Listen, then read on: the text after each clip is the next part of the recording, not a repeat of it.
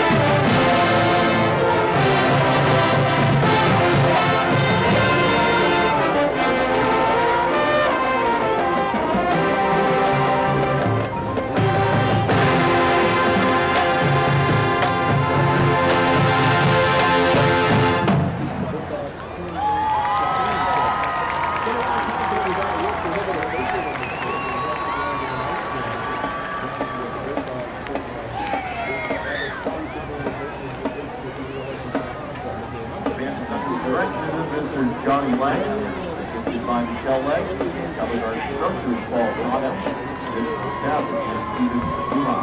Corey Walker, Lucas Jackson, Superintendent of Schools, is Dr. Fred Ewing, and High School Principal is Mr. Eric Frost. I'd like to thank the staff, administrators, parents, and the community for their support of these great performance. The Trojan band competed at the 40th Sea of Arts Band Festival last weekend, earning third class 3A, fifth overall out of 21 games.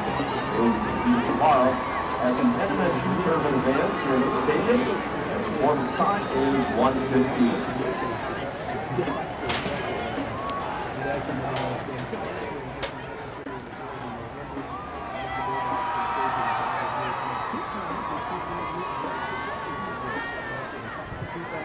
The Trojans won the regular season one.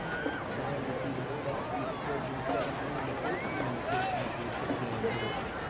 Good evening, ladies and gentlemen, and welcome to tonight's District 3 6A game between the Mayfield Trojans and the Las Cruces Bulldawgs.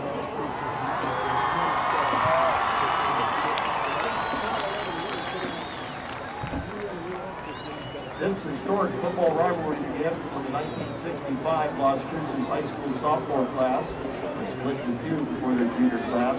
Not only are those classes here celebrating their 50-year reunion, we also have several other classes here celebrating their reunion. With those classes, please stand up and make some noise so we know where you're at.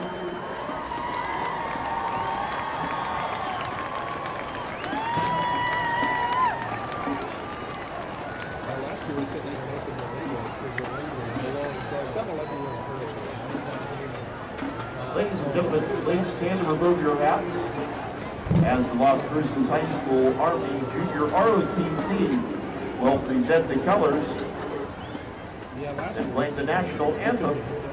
Is your showcase of Las Cruces marching band under the direction of Arnold Rose. The Wi-Fi 3G thing, but if there's more than 2,000 people in a place, those things don't work. And this place is a Verizon cell tower, and it still didn't work. Well, we figured out what we needed to do. I can't remember what we did. And I met a guy, and he found the MAC address on his box. Put the MAC address into his cell phone, into their, I don't know what you call it, into their server. Boom, it unlocked it. We weren't an approved device. Now we're an approved device, so it's working wonderfully. It only took us 365 days. All right, Marquis, we're going to come back and keep playing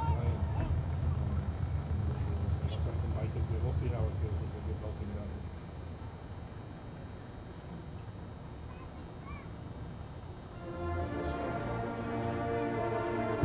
If that sounds okay, you come back to me. If you want to keep playing commercials, do that. Your call.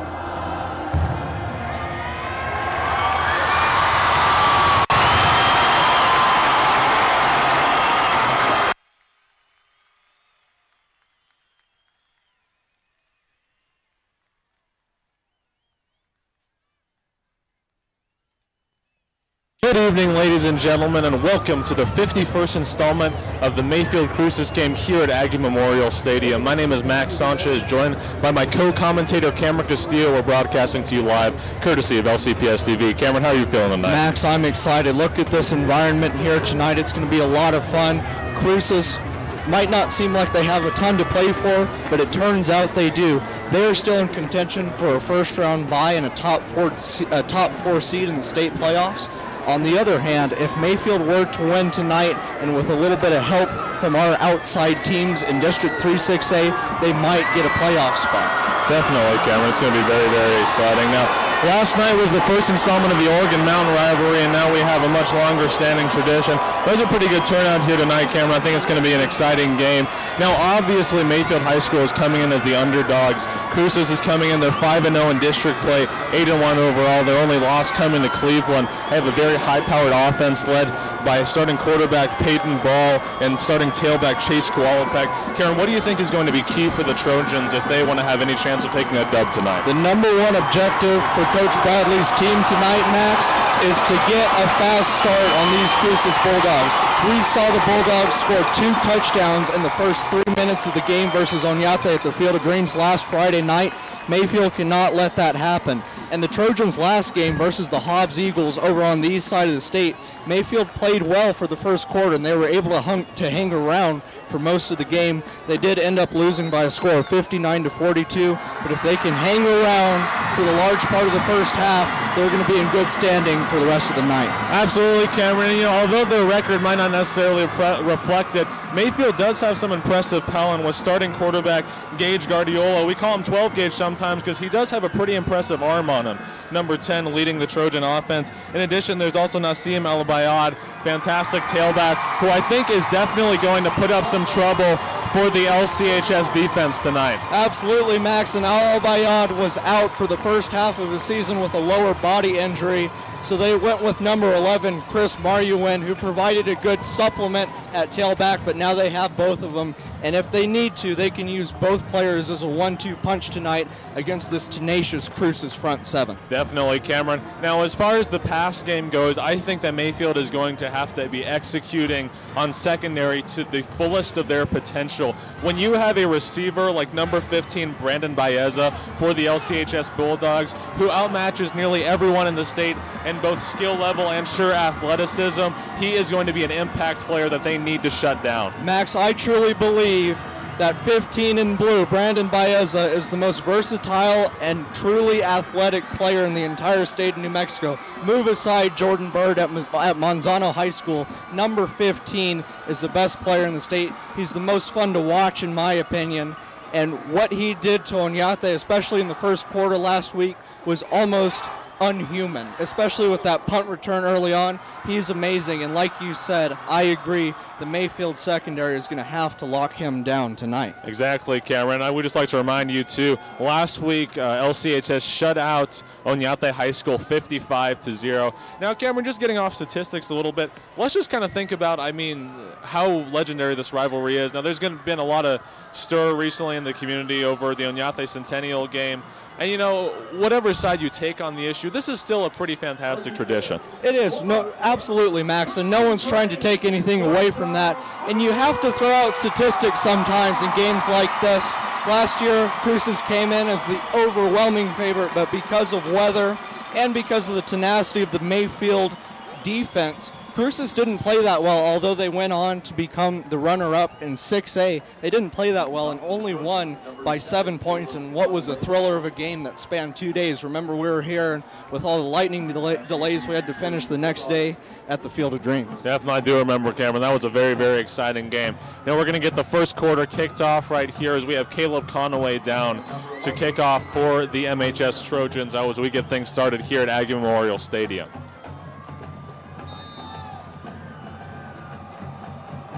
Onto them. Mayfield's going to do their fake little kickoff there, now spread out into the true formation. LCHS has Brandon Baez and another player stationed back behind the 10-yard line.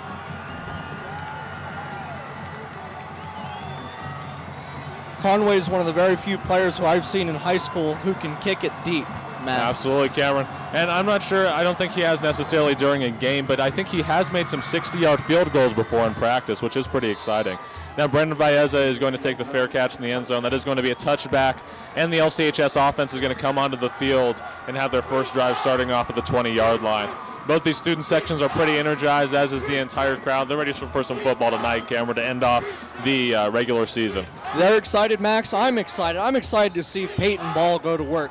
This kid is a true dual-threat quarterback, and that's why he has an offer to play football at Eastern New Mexico, a team that is ranked in Division II. I don't know if you're aware of that. This kid's fun to watch as well. Definitely, Cameron. Now the box is pretty stacked here. Shifts Brendan Baeza. He's going to give him the handout out to the right side. Gets a solid block. Bobs and weaves through for the first down, and he'll be pushed out of bounds at just about the LCHS 35-yard line. Number 84, Max in blue, David Melendez, the 6'3", 190-pound senior tight end, provided the key block on that play on the outside edge, and that was why Baeza was able to spring free so quickly on that play. Exactly. Now with that 1st and 10 on the first play of the game, that is going to put Cruces at their own 20-yard line with 11:53 left to go in the first quarter. Now Peyton Ball here in the empty set, 4 receivers out to his left side. Chase Kowalczyk right there. He's going to send it into the middle of the field, and that is going to be a 5-yard gain for Brandon Baeza on the catch. About 6, actually, I believe. Now, I'd just like to say a couple words about Chase Kowalczyk. This kid is phenomenal. He's a junior this year at LCHS. He's been getting some fantastic snaps. And one of the key signature plays, which I think we're going to see a lot here tonight, is the pitch off to Kowalczyk as he tries to breach through the B gap for Cruces. Clock winding down, 11:22 left to go in the first quarter. 1st and 10. I'm sorry, it's not 1st and 10. Don't think they've edited the scoreboard yet. Handoff right there from Ball to Kowalczyk. And looks like he's going to have the first, if not just barely short. And it is going to be 3rd and inches, Max. A very interesting play there. They went with the 2 tight end set, and they motioned the slot receiver Baeza in as an extra blocker late. Actually, they are going to move the chain, so the formation did work. Sets up another Cruces high 1st down. It looks like LCHS took number 2 Kennedy Alleman out and put in number 14 Josh Stout, the wide receiver, 5'11", 150-pound senior.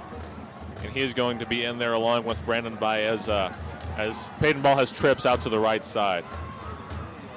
Ball is going to take the snap with the designed quarterback run play. Bridges the B gap, and he is sat down for a gain of 4 to 5 yards on the carry. This right here is one of my favorite things about number 5 Peyton Ball, Max. He's a quarterback, someone who traditionally, with the way quarterbacks have been, they like to sit in the pocket and take as few hits as possible. This kid, like we saw in that play, is not afraid to lower his shoulder in order to gain a couple extra yards, and I love seeing that out of a quarterback. Absolutely, Cameron. That's one of the things that I absolutely love about high school and college football is that a lot of these quarterbacks, they're not afraid to get down and dirty in the trenches for an extra yard or 2. Box stacked, one scan, watch out for the corner blitz. Here as Peyton Ball is going to go with the handoff, and that is going to be stopped short of an improvement on yardage. And there you have 24 Nassim Al-Bayad, who doubles as the running back for the Trojans when they're on offense, making a key stop in the backfield to force a 3rd and 6 here in the first quarter. Indeed. 9:47 left to go in the first. We'd like to give a couple shout-outs to our sponsors, the first of which is Rosie's Cafe, great food in the downtown mall, and also Corner Deli, who provided us with some fantastic sandwiches tonight. Peyton Ball set up with 4 receivers out. They're playing dime defense, and he's going to send it deep into the middle. Brandon Baeza wobbles it, but he makes the catch for another LCHS first down, which is going to put them in within 40 yards of the MHS end zone. 2 things, Max. Number 1, Peyton Ball had great pocket protection on that play. He had practically all day to throw. And number 2, I don't know if you see down there number 11 lining up in blue. That is Ivan Molina, their junior wide receiver, who has a lot of talent when it comes to agility. He's been hurt the past few weeks. I'm sure they're happy to have him back tonight. Definitely, Cameron. Now you're with the 1 safety set. Looks like it is going to be a run, a handoff to Kowalczyk, who makes the spin move. And he is going to muscle forward for a gain of 8 to 9 yards on the carry. What a move by Kowalczyk, Max. That was unkind, and Al-Bayad is going to be thinking about that one when he goes to sleep tonight, because you do not want that to happen to you in a setting like this against your arch rival. Certainly, Cameron. A great ankle breaker down there on the field. 8:47 left to go in the first quarter. 1st and 10 after the nice spin move by Kowalczyk. Alrighty then, now we have Peyton Ball set up right here. Molina to his left side and number 14, Josh Stout, to his right. Sees Kowalczyk accompanying him in the backfield. He's going to take the snap. Handoff to Kowalczyk, which is stopped short of a gain. He's going to lose yardage on the play. Cameron, what fantastic recognition by the Mayfield front seven right there. They did not flinch for a second. So that's the second time, Max, that we've seen on this drive Cruces try and run it in between the B gap on the left side of the offensive line. And once again, that's the second time that we've seen Mayfield blow up the play. Looks like Cruces is going to be having more success tonight, running it off tackle to the right side of the offensive line tonight, rather than on the B gap on the inside. Exactly, Cameron. I'm sure that was a huge thing that Coach Bradley was emphasizing in the film room leading up to this game, is the fact that he loves to hand it off to Kowalczyk, and they're going to make sure to stop that. Now with the pass out to Ivan Molina, looks like they're going to barely scratch back to where they were initially at the start of this set of downs. 7:48 left to go in the first quarter. And Al-Bayad had the tackle there on Max play, and I have a feeling that if the Mayfield pass rush doesn't find a way to get to Peyton Ball in the backfield, Al-Bayad is going to be a very busy man in the defensive secondary this evening. I'd have to agree with you there, Cameron. Now ball stationed right under center. Buck's going to stack only one receiver out to his left. Kowalczyk set up here at tailback. Now he's going to pitch it out to him as Peyton Ball actually makes a block, and that is going to put Kowalczyk nearly into the end zone. Cameron, that was a fantastic play. I like that right there. Peyton Ball had number 27, Zane Alley, set up as fullback, and Kowalczyk as tailback. He made sure to send the pitch out there, and then Ball actually blocked for him, showing off a bit of his athleticism and strength and nearly getting a touchdown, just 2 yards short of the MHS end zone, with 7:38 left to go in the first quarter. And here they go, Max. They're going to do the same thing. It's their favorite play in their entire playbook. Now it looks like Kowalczyk was just stopped short once again. This is going to be 3rd and inches right here. Max, that is the first time all season that I've seen Cruces run that play from 2 yards into the end zone and not score a touchdown. That is a big win for the Mayfield front seven, because before that play, I considered that I-formation pitch to Kowalczyk to be automatic anytime they ran it in short yardage situations. That proves that the Cruces offensive line and running backs are human and are not going to score every time. Big win for the Mayfield defense. Exactly, Cameron. Typically is very lethal. Looks like not tonight, although they are going to go for the same play once again with the pitch out to Kowalczyk, who is going to punch into the end zone on 3rd down. That is going to make the score Las Cruces High School 6, Mayfield 0, with 6:47 left to go in the first quarter. Now, Cameron, you can already see that this LCHS offense is getting rattled a bit by the Trojans. Let's see if the Trojans offense under the leadership of Gage Guardiola can keep that up. Well, Max, I think Coach Lopez and his offensive coaching staff learned a lot on this drive, and I think they learned that they're going to have a lot more success running the ball on the right side of the offensive line compared to the left side of the offensive line, as Jorge Figueroa attempts the extra point. They weren't successful on their I-formation pitch 2 plays ago when they tried to run it into the end zone, but when they switched the play and flipped it to the right, it was automatic, just as we saw with their off-tackle run early on in the series. That might be their safest bet tonight. Definitely, Cameron. Very, very simple offensive tactics. Just switch it over to the weak side, you're going to get a touchdown there. With 6:47 left to go in the first quarter, after Figueroa puts in the PAT, that's going to make the score Bulldawgs 7, Trojans 0. Great selection of Bulldog teamwear. And with this, Jorge Figueroa is going to be on the field once again to kick off for the Trojans. Team programs, 50/50 ticket sales help support the football program. So here we have Figueroa, Max, and I like to tell a story. Jorge Figueroa played Christian League baseball and youth soccer with my little brother. He was a great goalie, and now he's suiting up as a starting kicker on the Cruces varsity team as a true freshman in high school. I think that's pretty cool. He wears his soccer cleats down here. He has a strong leg, and I think by the time he's an upperclassman, he's going to be one of the top kickers in the state. Oh, Cameron, I certainly have to agree with you, and I haven't even checked out the statistics necessarily, but I can pretty much guarantee you that his PAT and field goals are nearly perfect. Now during this brief intermission, before Las Cruces kicks it off, we'd just like to give a shout out to our sponsors once again, Corner Deli and Rosie's Cafe. Karen, we were just at Corner Deli the other day. They have some fantastic sandwiches down there and great service. Absolutely, Max. I know you like Subway all the time when we go off for lunch, but Corner Deli is the place to be, I'll tell you what. Absolutely.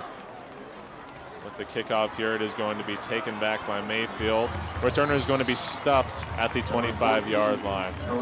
That was number 14 for the Trojans, Andrew Herrera. So here we go. I talked in pregame, Max, about the importance of Mayfield getting a hot start and not letting Cruces jump out too far ahead in the first quarter. This drive is going to be critical to the Trojans' momentum for the rest of the game. They need to be able to move the ball well on this drive. Exactly, Cameron. Yeah. I think an upset certainly could be brewing, but I want to get ahead of myself. 6:42 left to go in the first quarter.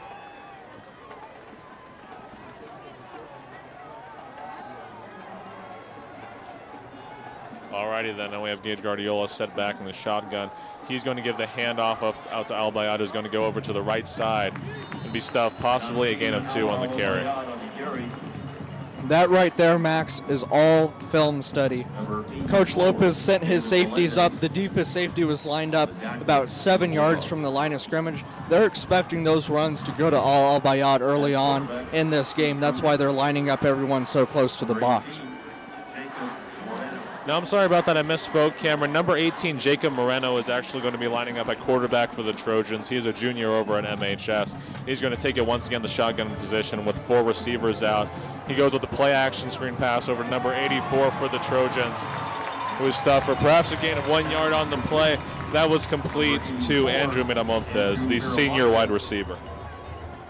A great play by number 2, Kennedy Aliman. I think Aliman's a player who gets looked over a lot, Max, on the Cruces roster because you have guys like Molina and Baeza and Ball. But Kennedy Aliman, at least as long as I've followed him throughout his high school career, has been a solid player back there in the Cruces secondary.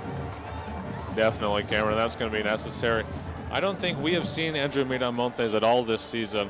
Perhaps he was in last game against Hobbs, but not at the Field of Dreams. Now the pass over to number 20, to number 2, it looks like they're going to call PI right there. Initially intended for number 2, Ryan Rosales, the junior wide receiver. It was blocked by Kennedy Allman. And it's looked like the 5'6" junior is going to be the one who's going to be taking the penalty here.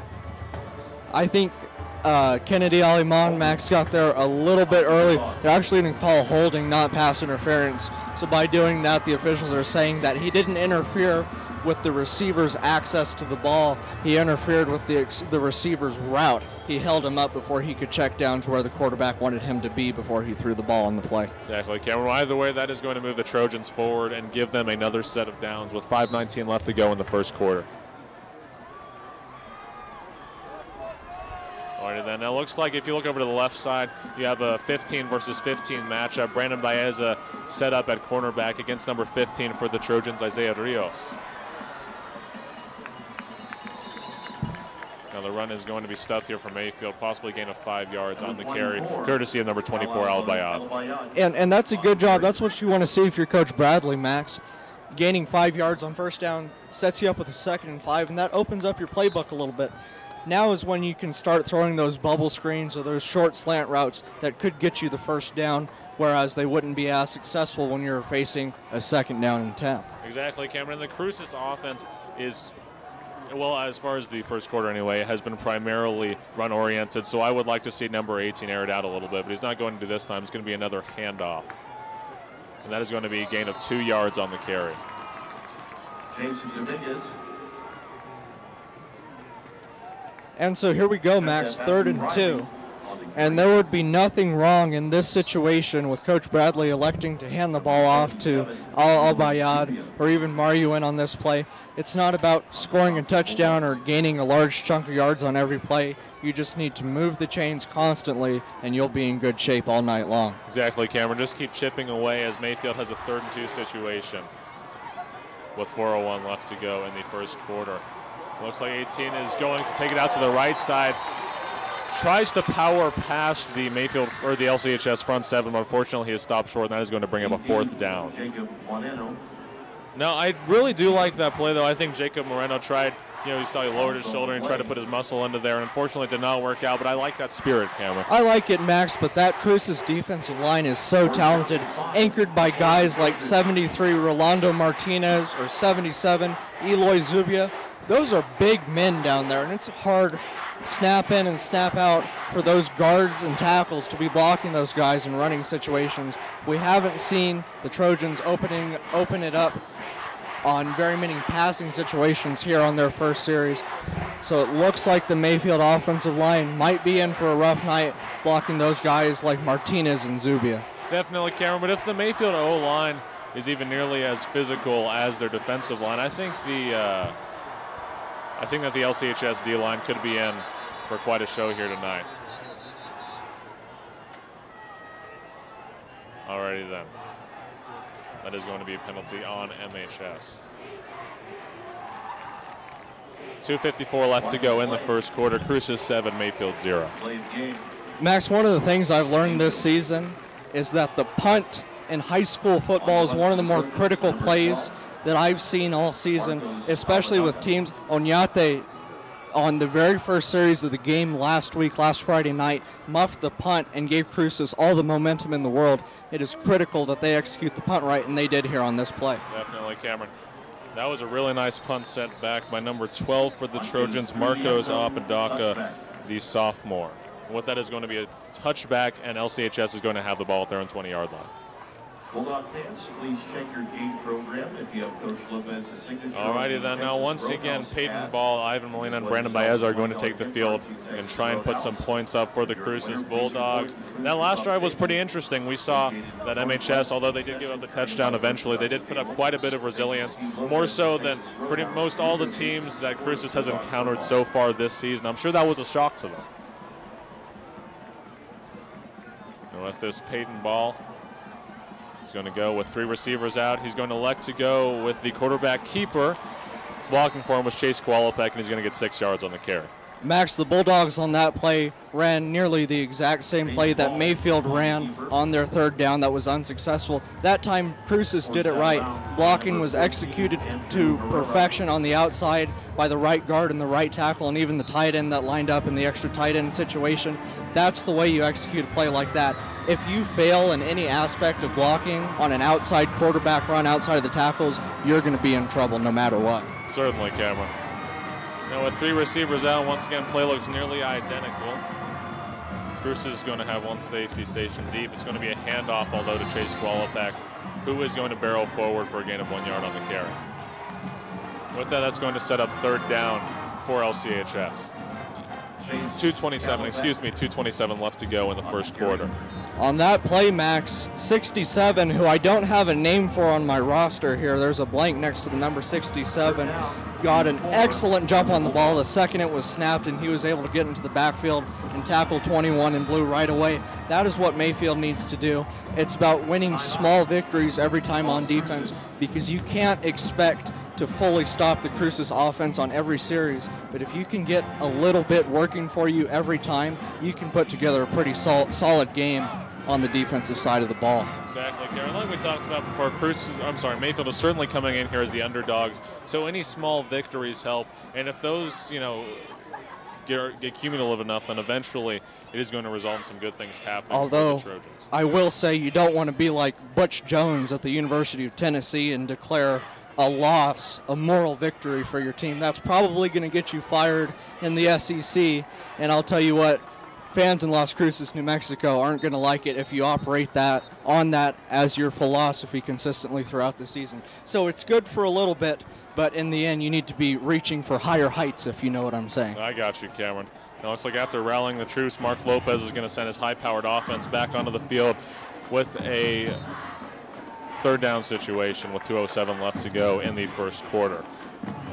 With 3 receivers out, looks like they're certainly anticipating a pass play. Let's see if that's what Peyton Ball likes to go. And it is going to be the quarterback keeper up the left side of the field. Ball is dragged down, but not short of a first down for LCHS. And again, Max, the blocking was pretty solid there on the left side of the offensive line. Rolando Martinez, who doubles as the left tackle and the nose guard for the Bulldogs, wasn't able to completely seal his block. However, if he were to have sealed that block on that play, Peyton Ball probably would have still been streaking down the sideline right there. Mayfield needs to watch out for plays like that. Absolutely, Cameron. 1:44 left to go, clock winding down in the first quarter. Cruces 7, Mayfield 0.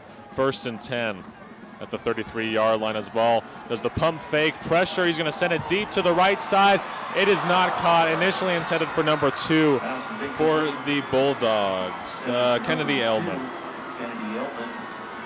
Max, I'm sorry, I didn't mean to cut you off there, but I think that situation is something that we might see a lot this evening. They had Baeza towards the top of the field in double coverage. That left Kennedy Aliman there on the bottom post route in one-on-one, man-on-man coverage.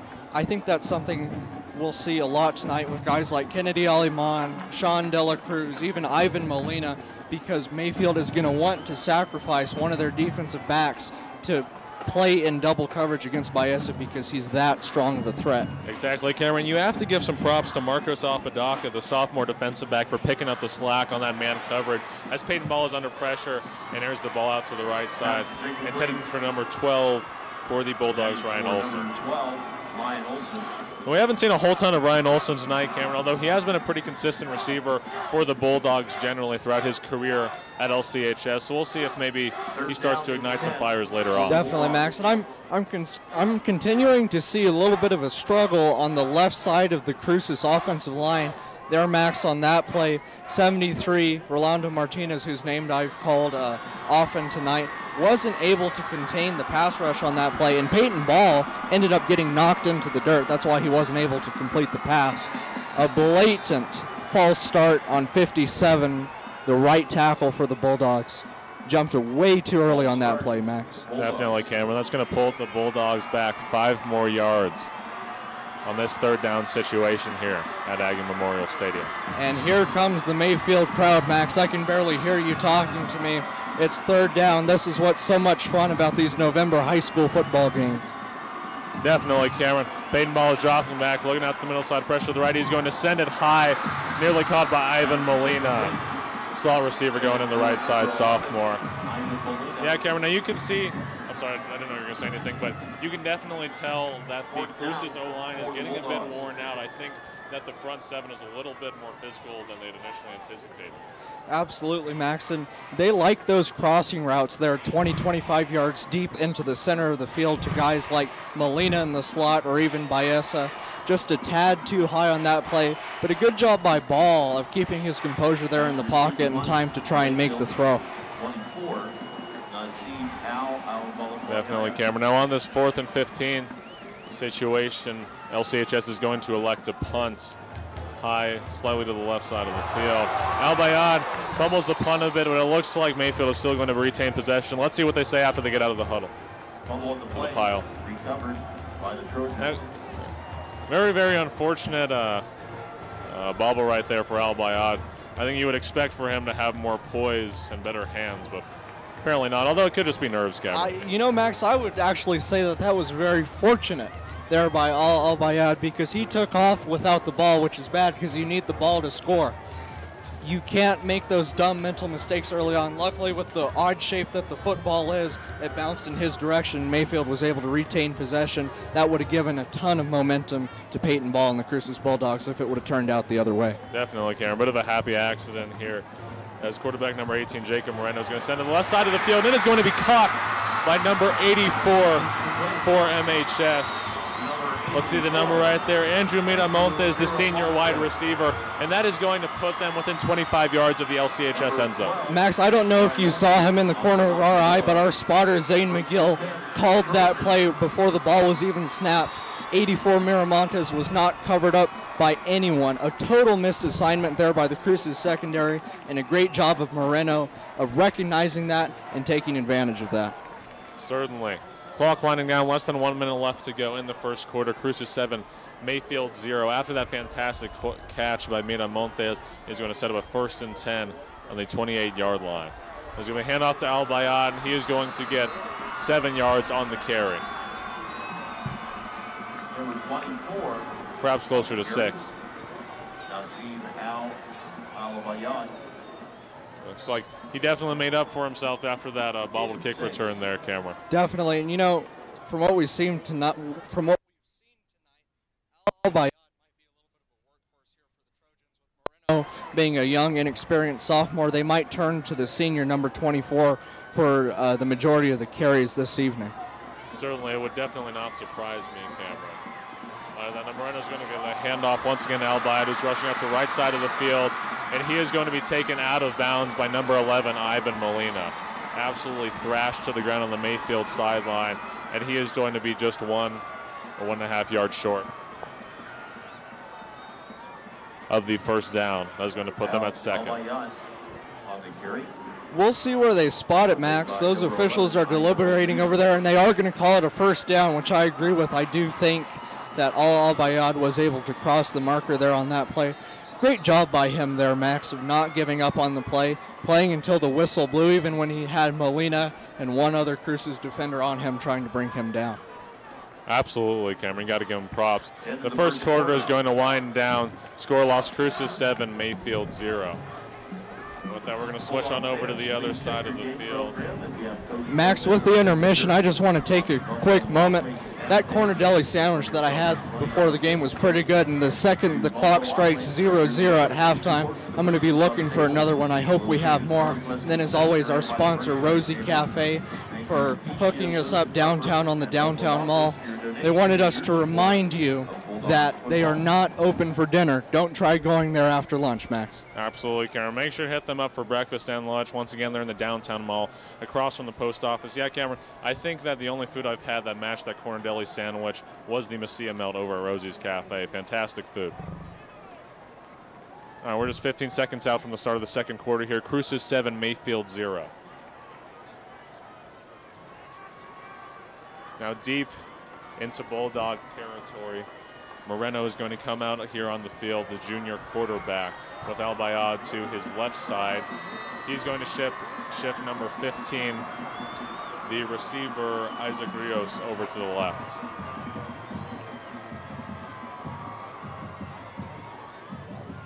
He's going to move out to the right side as the design quarterback keeper. Moreno's going to cut right in through the middle of the field, as that is going to give him an 8-yard gain on the carry. Excellent execution there by the left side of the Trojans offensive line, Max. Number 62, Justin Lopez, the senior, had the key block there on that play. And it was a great job by Moreno of seeing the gap and shooting that gap for a gain of 8 yards on first down. Mayfield's moving the ball very well, Max. Certainly, Cameron. It certainly wouldn't surprise me if this guy had been on the field more so throughout the course of the season, if they would have maybe won some games that they lost. With the handoff right here from Moreno to Albayad, was going to be stuffed for possibly 1 yard on the game. Just barely started the second quarter here at Aggie Memorial Stadium. I keep wanting to say the Field of Dreams, Cameron. 11:19 left to go in the half. Cruces 7, Mayfield 0. So that sets them up with a first and goal from the 7-yard line, Max, and you always want that. It's always great when you can get an extra set of downs when you're inside the 10-yard line. That sets you up with a lot more options from a play calling standpoint. It's just something that you want to see. It doesn't always work out that way when you're moving the ball in the red zone, but luckily for the Trojans, it did for them this time. Definitely, Cameron. I think the flow has been pretty consistent from the Trojan offense. Let's see if they'll maintain that in this red zone possession. Moreno sends a quick out to the left side of the field, and it looks like he wasn't very in sync with the receiver, number 22, Matthew Riley. Careful, Max. Careful. I think the quarterback there was expecting to connect with his wide receiver on the back shoulder throw there. There was a little bit of miscommunication between the quarterback and his receiver. And you have to watch out because 38 in blue, Austin Salas, the 5'10 sophomore linebacker, almost had his hands on it and might be streaking down the field as we speak, if not for better timing for the Trojan. Certainly, Cameron, accompanied by Christian Flores down there. Looks like Moreno is going to fumble the ball. I believe he recovered it. Let's see what the head official has to say. 10:42 left to go in the half. Cruces 7, Mayfield 0. We'll see what the call is, Max. Mayfield's saying they have it, and I do believe a Mayfield player pounced on it, and that is going to be the call. Mayfield's going to keep the ball, but here they have the ball on the 7-yard line, first and goal, and a miscommunication between the quarterback and his wideout, and then a fumble, and suddenly they're set up with 3rd and goal from the 11-yard line. Certainly not what you want to see from a momentum standpoint if you're a Trojans fan. Exactly, Cameron. And I think it's been, like you were saying, I think it's been more so mistakes on the Mayfield side of the ball than solid execution by Cruces. They're certainly going to have to pull it together on this 3rd and goal. Now Moreno's going to take a bit of the low snap. He's going to hand it off to Albayades, rubbing up the left side of the field, cuts back through, but is stopped short of an MHS touchdown. That was close, Cameron. I thought he was going to punch it into the end zone. Possibly, Max, but that sets up a very interesting decision here for Coach Bradley. He's going to have 4th and goal from about the 3-yard line. Do you take the easy points with Conway here, or do you try and punch it into the end zone? I think with the history that you've seen from this Cruces offense so far this season, you send out your reliable kicker, Caleb Conway, to try and get some early on points. But it looks like Coach Bradley is going to elect to set up shop in the I formation. Maybe they'll pitch it out to the running back and give Cruces a taste of their own medicine here on this play. Certainly won't surprise me. Also, that's what we're going to do. Albayad going up the right side of the field, and he's going to tiptoe into the end zone for an MHS touchdown. That is going to make the score Cruces 7, Mayfield 6 with 9:23 left to go in the half. You know, Cameron, I am very, very glad that they did that. As we had been saying all game, Mayfield is certainly coming in as the underdogs, and any extra points they can to try and stay competitive throughout the course of this game with Cruces are going to be crucial in my opinion. That was a fantastic play. Pitch out to Albayad, like you were saying, giving Cruces a taste of their own medicine. It was fantastic. That's exactly right. And as Conway attempts the extra point here, Max, how do you fight fire? You fight fire with fire when it comes to football in a setting like this. I love the play call there, and all of a sudden, I think the folks on the Mayfield sideline are a little bit, they're a little razzled.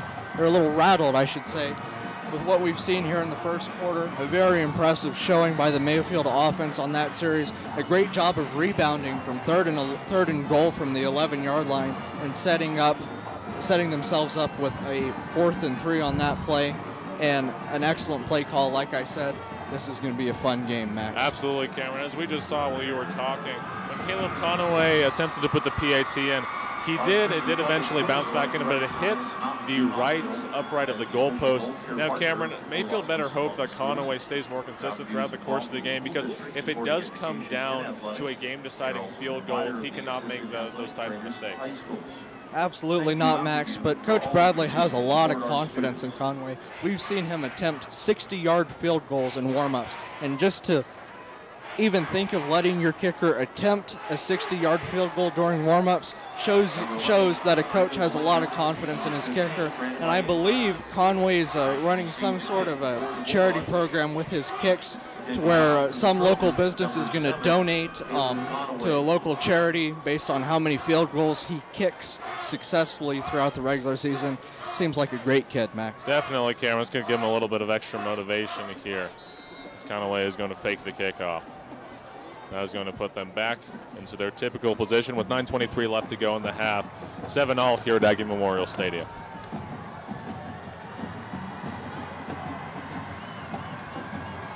Now, I don't know about you, Cameron, but I think this game has been a lot closer and a lot more intense than either of us initially anticipated. Conway is going to send it high and deep through the middle.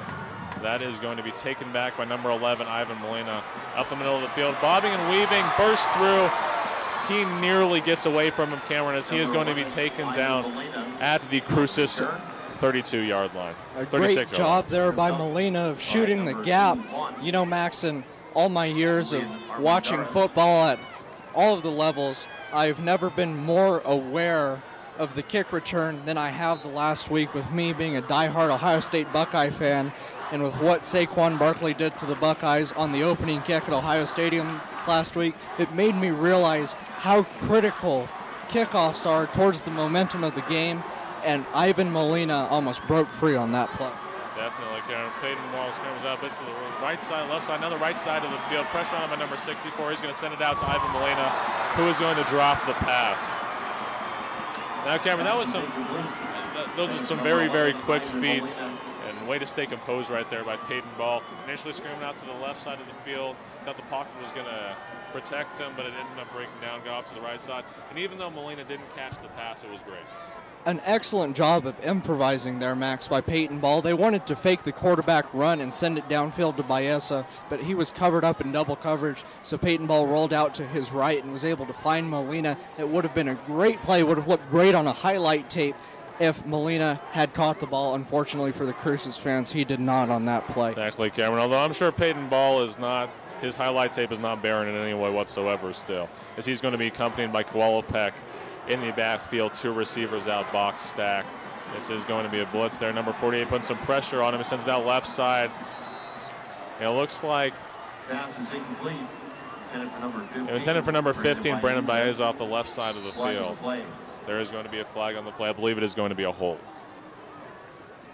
I believe it is going to be a hold on the Trojans, Cameron. Let's see what the head rep has to say about I think this. so, Max. I think there was a little bit of pushing and pulling there by the Mayfield secondary on Baeza, which is really unfortunate for the Trojans because that was not a necessary penalty. That ball was uncatchable, and had he not pulled the jersey, they would have set up Cruces with a 2nd and 10. Instead, Cruces is going to march the ball down the field. One observation to take away from that play, Max, is 77, the left guard, Eloy Zubia, completely whiffed. It looked like he pretty much fell down the second the ball was snapped, and the Mayfield defender was able to get into the backfield right away and force the untimely throw by Peyton Ball. Once again, this is becoming a motif in this game. The left side of the Cruces offensive line is struggling, and that might be something to watch going forward tonight. Definitely, Cameron. Something to watch going forward tonight and going forward as well in the playoffs. As Peyton Ball does the seeking quarterback keeper up the left side of the field. Nearly breaks 3, tackled by number 33 for the Trojans, CJ Ontiveros, the senior. Although with that is not going to be enough to stop them from advancing for another set of downs with 8:54 left to go in the half. Pretty terrific execution there by Peyton Ball. I don't know about you, Max, but I was fooled on that play. For half a second, I thought Kowalczyk had the ball running up through the A gap, but Ball was able to tuck it away and fool the majority of the Trojans' defense and get the easy first down. Very impressive. Exactly, Cameron. That could be due to one of two things. Either the fact that they were just simply anticipating him to hand off to Kowalczyk, as he does right now, and he's bobbing and weaving, tackled, wrapped up by Al Bayad and another Trojan for a 9-yard gain. Like I was saying, that could be due to the fact that either Kowalczyk is so good that they simply anticipated him to simply go to him by virtue of his athleticism, or the fact that it was just quick, impressive execution, but either way it worked out for him. This is going to set up a 2nd and 1 for the Cruces Bulldogs. 2nd and 1 situation, and these are the cases where your playbook is wide open. Why not take a deep shot at the end zone? Because even if you fail, you're set up with a 3rd and manageable.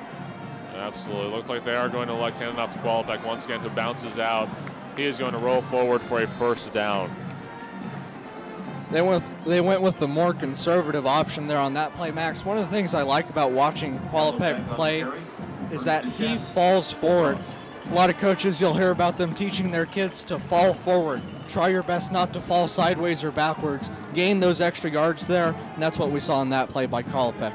Exactly, Cameron. A very even mixture of fundamentals and skill that makes this kid a fantastic tailback. 3 receivers out for Ball. Trojans are...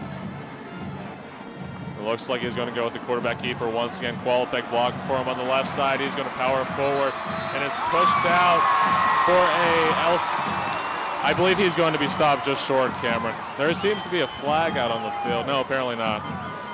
Yeah, Cameron, I thought he did step out earlier on, and it looks like the refs are going to agree with me. I think he did, Max, but besides that fact, a very impressive run, and I'm even more impressed by the blocking there, not just by the tight end and the offensive line to that left side, but the wide receivers. 11, Ivan Molina, and 15, Brandon Baeza, held their blocks the entire time on that play, and I love to see that out of wide receivers. That is what builds championship teams, when your skill position players can block to that level. Very impressive. Absolutely, definitely a dual threat. As Peyton Ball's going to hand off to Kowalczyk, who is going to muscle forward for another LCHS touchdown. That is going to make the score Cruces 13, Mayfield 7 with 7:09 left to go in the half.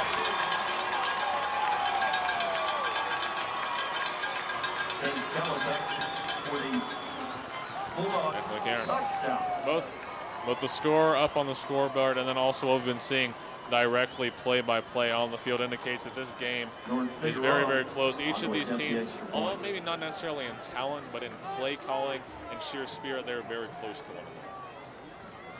Now with this, Jorge Figueroa is going to attempt the PAT. It is going to be good. That will make the score Bulldogs 14, Trojans 7 with 7:09 left to go in the half. A very, very strong run there by Chase Kowalczyk, Max. We went to middle school with him, and I remember talking to him in 8th grade, watching him play football for the Camino Real Wildcats, and him telling me that he was going to Cruces High when I was going to Centennial, and I remember thinking, oh no, I'm going to be, real worried about that decision in 3 or 4 years when he's an upperclassman playing for the Bulldawgs, because this kid is going to be special. And it turns out I was right. This kid is a very strong runner. He has excellent vision, and I really do enjoy watching him carry the ball. You're right, Cameron. And CHS, Soñate, and possibly Mayfield and I will see, have definitely been on the butt end of his athleticism and his skill set, with 7:09 left to go in the first half here at Aggie Memorial. Once again, Cruces 14, Mayfield 7. Jorge Figueroa down there once again with his neon soccer cleats, ready to kick off for LCHS. On this brief intermission, Cameron, I'd like to give a shout out once again to our sponsors. Rosie's Cafe in the downtown mall. Great food, great service. Don't go there for dinner, just breakfast and lunch, and they'll hook you up. And then Corner Deli as well, some fantastic quality sandwiches.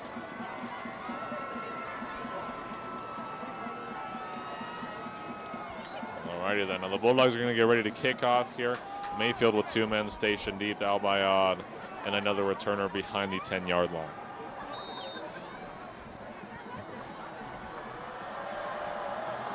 Figueroa is going to put it high up through the middle. It is going to be taken by the Mayfield returner, who is going to try and do a little bit of a lateral jump over one of the LCHS defenders. He's going to be stopped just short of the MHS 30-yard line. I'll tell you what, Max, we were talking towards the beginning of the broadcast about small victories for Mayfield in this game. Here's another one for you.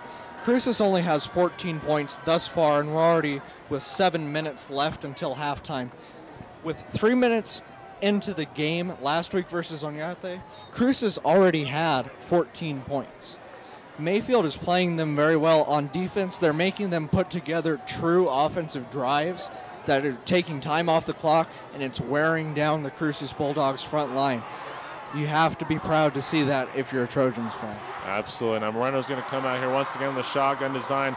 Quarterback keeper is going to breach the B gap. He's free at the 40-yard line, and he will be shoved out of bounds at the MHS 45-yard line. That's very spectacular. Well, you have to give a ton of props to the MHS O-line on that one, Cameron. Definitely, and I think a lot of that, Max, was Moreno. And for being an inexperienced quarterback, he demonstrated great vision on that play. That was initially designed to run through the B gap on the right side. Instead, he took it back and shot the B gap on the left side. And if number 84, Miramontes for the Trojans, was able to hold his block just a half second longer on Kennedy Alemán, Moreno would have been running down the sideline right now. Absolutely, Cameron. We have the classic Moreno station with Albayad next to his side. He is going to elect to go with the handoffs. Albayad breaches the A-gap, tries to spin forward, but he's going to be wrapped up by Molina and a couple other front 7 defenders for Cruces. Only a couple yards on the carry. 6:42 left to go in the half. Clock winding down. Ryan Olsen actually got the stop there for the Bulldogs. Clock winding down, 6:35 left to go in the first half. Cruces 14, Mayfield 7.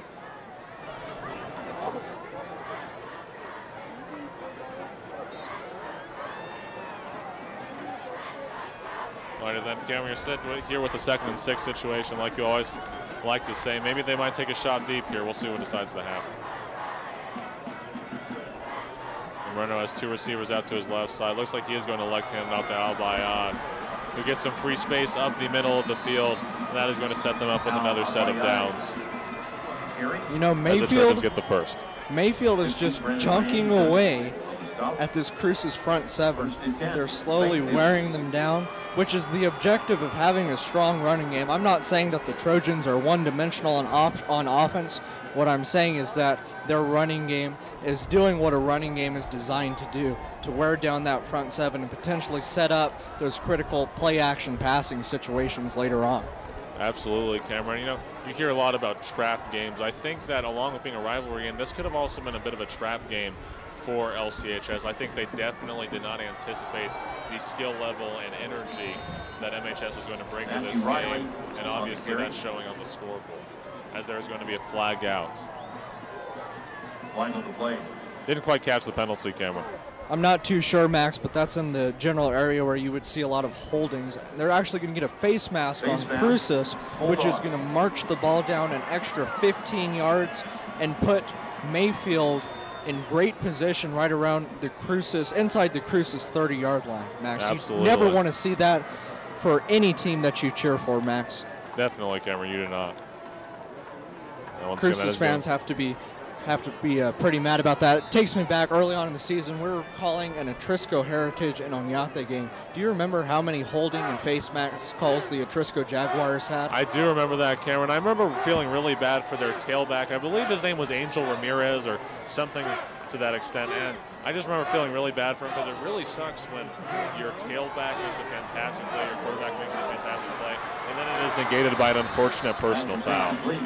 Pass is going to be incomplete out from Morendo, intended for number 84, Andrew Miramontes. So there we saw the pass that they were hoping to set up with the constant use of the running game, Max. But right there, Ivan Molina played lockdown cover defense on that play, did a great job of covering up Miramontes.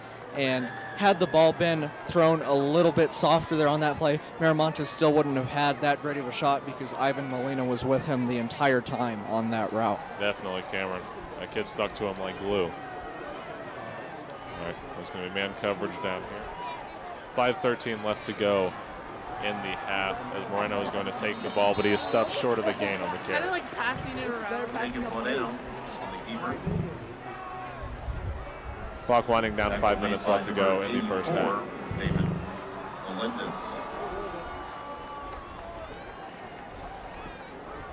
And that sets them up, Max, with a 3rd and 11, 3rd and long here on this play. And they might have to resort to a pass here.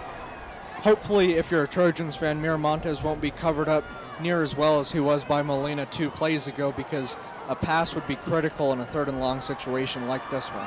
Definitely, Cameron. You could tell earlier on the play that Cruces learned their lesson not to play man coverage. They make sure to stick to their zones, and then they shut them down quick as Moreno is going to take the ball, sends it deep in the middle of the field for a perfect pass to number 2 for the Trojans, Ryan Rosales.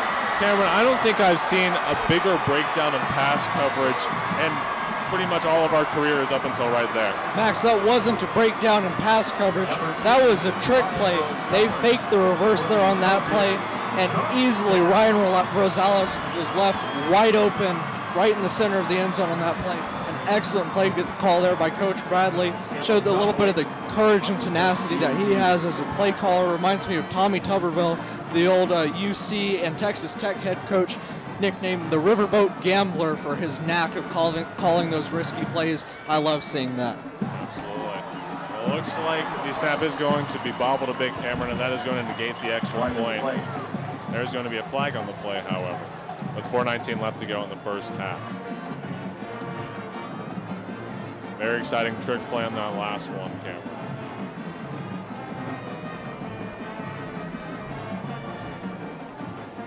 Alrighty then, now it is going to be a false start on Mayfield. And that is going to set them even farther back for the PAT.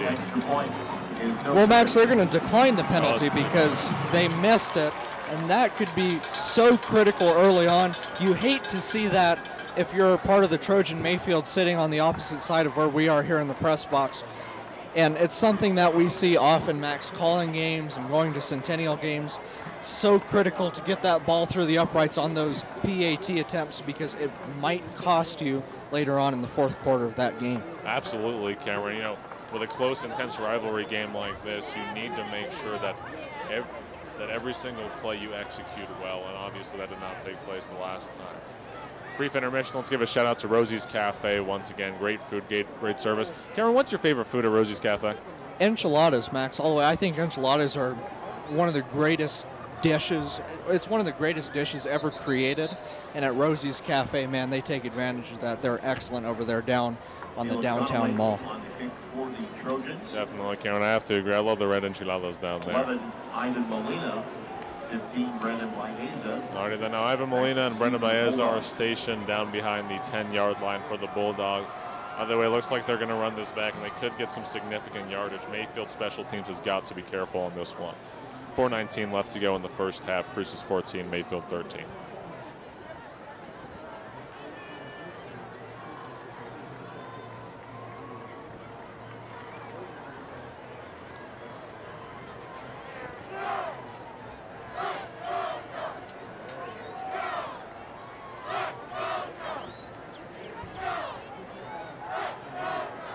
Looks like the Cruces student section is getting pretty juiced up right here, Cameron, for this next offensive possession. And here they go once again with the fake formation before the kick, Max. It reminds me of what Chip Kelly used to do at Oregon. They used to fake the 2-point attempt, but anytime they could catch the defense off guard, they would go for 2, and oftentimes it would be successful. I think that's part of Coach Bradley's strategy here with his kickoff formation. Certainly wouldn't surprise me. 4:19 left to go in the first half here. Caleb Conaway kicking it away up and through the middle for the Trojans. It's going to be a fair catch here. Touchback, courtesy of Ivan Molina. That is going to set up the LCHS offense at their own 20-yard line. So I wouldn't imagine, Max, that in the minds of these Cruces players, they were expecting to be up 14-13 with only 4 minutes and change left before halftime. That's something different, and that's one of the effects of these big rivalry games is oftentimes you have to throw out all the statistics and all the predictions because when it comes down to it, teams don't really care about that in front of a crowd like this at Aggie Memorial Stadium. Absolutely, Cameron. Couldn't have said it better myself. It is going to be an interesting night. Peyton Ball is going to take it with the design quarterback keeper, goes out to the left side of the field, and he is going to be sat down. He had a nice block set out to him, initially tried to breach, but it was closed up by the Mayfield front 7. They set him down for a negated gain on the run. Closed up right away, Max. I don't think he gained a single yard on that play. He might even be set up with a second 11 and 11 due to a 1-yard loss on that play. Great job by the Mayfield front 7 on that snap. Certainly, Cameron. This has been a pretty long first half so far, in my opinion, Cameron. Both these teams have constructed some solid long drives that have ended in touchdowns. And I mean, that quick pass out to Ivan Molina deep in the field, that is going to give LCHS another first down. Like I was saying, that is just another hail to how both these teams have developed over the season, become more professional and composed in their ability to make offensive drives last a long time and be successful in the end. Once again, will the City of the Crosses Boatman Golf sponsors. Clock winding down, 3:28 left to go in the first half. Cruces 14, Mayfield 13. Bulldogs have the ball 1st and 10 after the pass to Ivan Molina. Peyton Ball is going to hand it off to Chase Kowalopek, who is going to steamroll forward for a gain of 8 yards on the carry. Number 21. Looked like closer to a gain of 6 yards there on that play, Max. But still strong running there by Kowalopek. He's a great option to have. Cruces has a lot of weapons in their arsenal, especially on offense, and you have to love that if you're head coach Mark Lopez. Definitely, Cameron. It looks like it's going to be in between our two predictions. That is going to be 7 yards on the carry. It will come up with a 2nd and 3 here for Peyton Ball. He's going to take it once again with a design quarterback keeper, and we'll get the first down on the carry. Looks like he'll be sat down with a 1st and 10 at just about the 50-yard line. Holy cow, you talk about lowering your shoulder. Peyton Ball saw number 48 in white, Angel Franco, the sophomore linebacker, and he lowered his shoulder and knocked him down on that play. I think if Peyton Ball, once he gets to college, if he were to build up a little bit more muscle, he would be kind of like Andrew Luck when it comes to running the ball, because Andrew Luck was known for his plays at Stanford when he'd knock over defenders and just embarrass them. I think Peyton Ball has the same potential. Play action, sends it deep, left side to Ivan Molina. It's going to be over his head. That is going to set up a 3rd and 10. 2nd and 10, sorry, after the incomplete pass. 2:12 left to go in the first half. And I'll tell you what, Peyton Ball had Molina there. Molina had a step on number 2 for the Trojans, Ryan Rosales, who also doubles as a wide receiver. And if he were to be able to connect, it would have been a dime, a beautiful pass. I think that's the most beautiful play in all of sports, that deep pass. Peyton Ball put a little bit too much air under the ball on that play. 2:12 left to go in the first half. 2nd and 10 after the incomplete pass to Molina. Shifts Brandon Baez over to the right side of the field, guarded by Al Bayad. He's going to elect to go with the handoff to Kowalopek, which is stuffed short of a gain. Perhaps even a loss of 1 yard on the carry, Cam. Number 49, Sebastian. You know, it surprises me, Max, that with the struggles that Cruces has been having running the ball off to the left side of the offensive line, that they're continuing to do so. You would think that they would resort to running it behind the right guard and the right tackle. However, they're not. And once again, we saw them whiff on that play. Absolutely, Cameron. Well, it's looking like the Mayfield defense is going to have 2 men stationed over to the right side. Peyton Ball still not going to break down. Says it deep left to Molina once again, and the pass is going to be caught. What a fantastic catch in double coverage, Cameron. And that is going to put the LCHS Bulldogs within 10 yards of the MHS end zone, Cameron. What a fantastic catch. Looks like Molina definitely made up for himself from the last incompletion. Are you kidding me, Max Sanchez? What a pitch and catch there between Ball and Ivan Molina. Catching the ball there in double coverage. Max, Ivan Molina only stands at 5'7", 155 pounds, and he was still able to come down with that ball. And once again, what an amazing throw there, putting the ball right where his receiver could get it by number 5, Peyton Ball. Absolutely, Cameron. And that's as much as it a praise to Molina. It's also a praise to Ball as he's going to run it into the MHS end zone, for another touchdown, putting the score at Cruces 20, Mayfield 13, with less than a minute left to go in the first half. Now, Cameron, like I was saying, although that is a huge praise to Molina, it's also a fantastic praise to how well-rounded and composed Peyton Ball is. You know, kind of like starting quarterback, former starting quarterback for the Centennial Hawks, Lance Frost. He's known very much so for his design quarterback keepers and his athleticism, but he also has a great arm, Cameron, some really fantastic precision when he throws the ball. Jorge Figueroa is going to put this one through the uprights, making the score Cruces 21, Mayfield 13, with less than a minute left to go in the first half. What a scene, Cameron. Absolutely, Max. And with 59 seconds left in the half, Mayfield's going to have the opportunity to get the ball back. And if I'm Coach Bradley, why not take a shot and try and move the ball down into the red zone for points, whether it be by a field goal or by getting into the end zone for a touchdown. But Mayfield is going to have to resort to the passing game in order to do so, something that they haven't stuck to tonight so far. They've been primarily a running team this first half. They're going to have to move away from their comfort zone here on this series if they want to get any points before halftime. Absolutely, Cameron. The only thing that I can think of that is tastier than a touchdown is an enchilada plate from Rosie's Cafe. That's kind of a weird analogy to draw there, Max, but I would agree with you. Those enchiladas are fantastic over there at Rosie's Cafe. Definitely, Cameron. Also some fantastic sandwiches down at Corner Deli. Alrighty then, now Albayad and number 14 for the Trojans, Andrew Hineta, are stationed back to return this ball.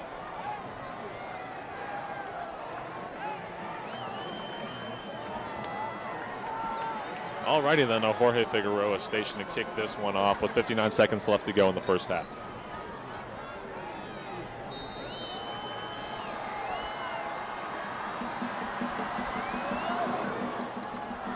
Figueroa's going to send out to the right side. It is going to be returned by number 14, Andrew Herrera, going up the left side of the field. And he is going to be forced out of bounds just short of the MHS 25-yard line. I think they'll put him down at about the 23 camera. All right, so there you go. You have 77 yards to move in 51 seconds. Mayfield has all of their timeouts remaining. They have 3 timeouts to pick from here on this series. Like I said before the kick, they're going to need to resort to the passing game. It'll be interesting to see if Moreno can hook up with guys like Miramontes here on this series. Definitely, Cameron. Now we have Moreno out here. 2 men accompanying him in the backfield, 2 receivers out. He's going to shift number 2 inside of the pocket as Moreno's going to elect to go with the design quarterback keeper up the right side of the field. Pushes forward for a gain of 5, possibly 6 yards on the carry. Okay, and you have to be conscious of the clock here. That's going to keep it moving. There doesn't seem to be an extreme sense of urgency by the Trojans offense here, which signals to me that Coach Bradley is content with the way his team has played here in the first half and is ready to take it back to the drawing board in the locker room and make those halftime adjustments. Absolutely, Cameron. It is going to be definitely an exciting third quarter. I think both of these teams came out here. Cruces not necessarily executing quite as well as they had liked to, and Mayfield more so than they probably expected to. And either way, it's been a very, very exciting first half. And I think the third quarter is going to be just as much so. With the handouts to Albayad running up the left side of the field, cuts back through for the Mayfield first down. And that is going to bring the first half to an end, Cameron. Cruces High School 21, Mayfield 13. We're going to bring in our spotters.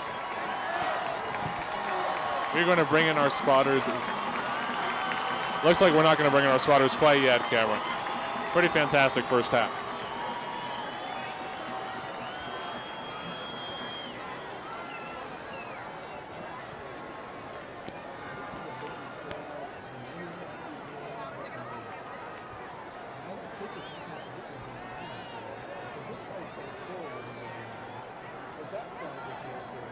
Once again, we need the City of the Crosses 12-man golf sponsors.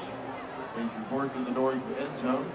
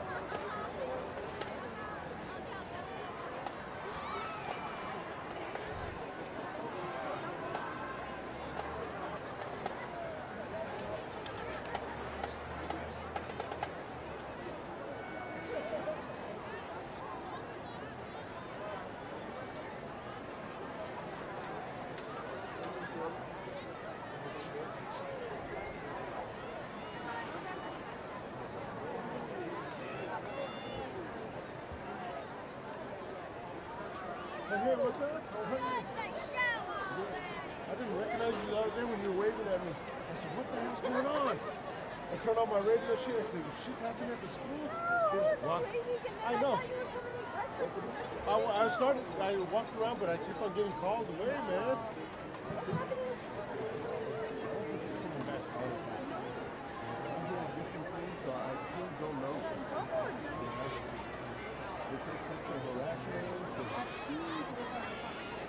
Ladies and gentlemen, please put your hands together for the Showcase of Las Cruces Marching Band. The Showcase Marching Band is comprised of many of the best and brightest students at Las Cruces High School. The Showcase staff and students are proud to perform for tonight's game.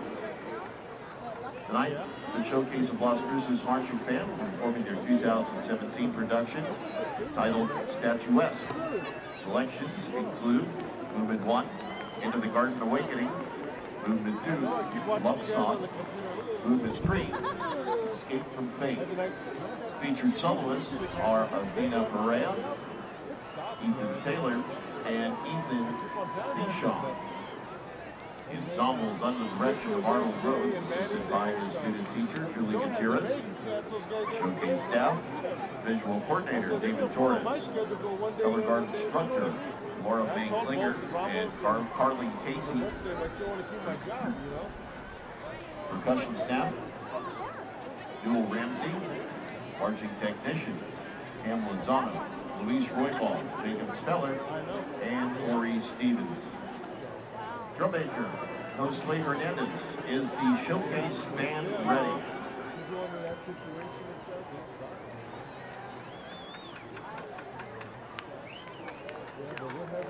You may take the field for halftime performance.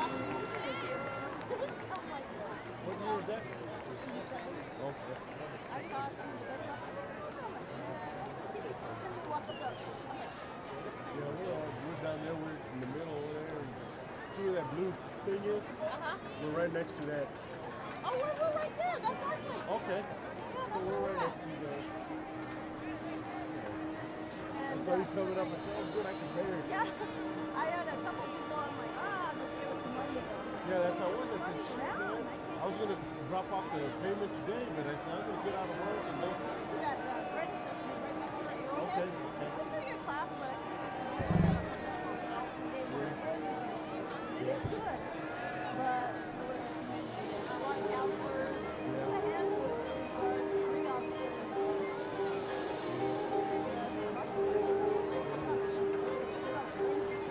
That's how I know you on here. I had a few beers and I know. get I started. got my solid coffee. Okay, good.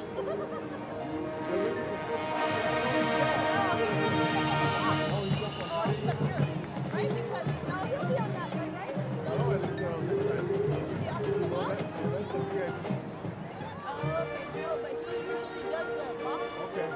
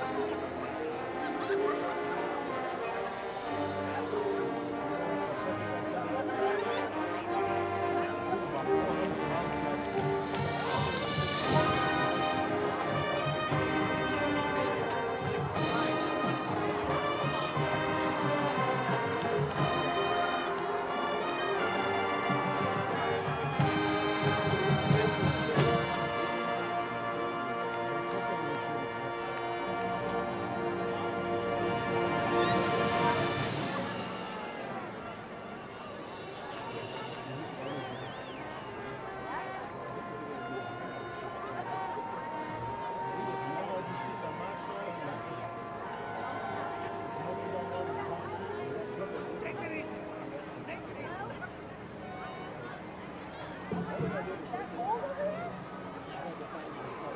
Nice weather over there. Hey, everybody. Yeah, it's 21 degrees over here.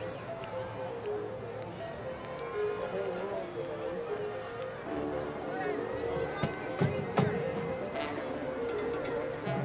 Yeah, nice. I feel like weather like that.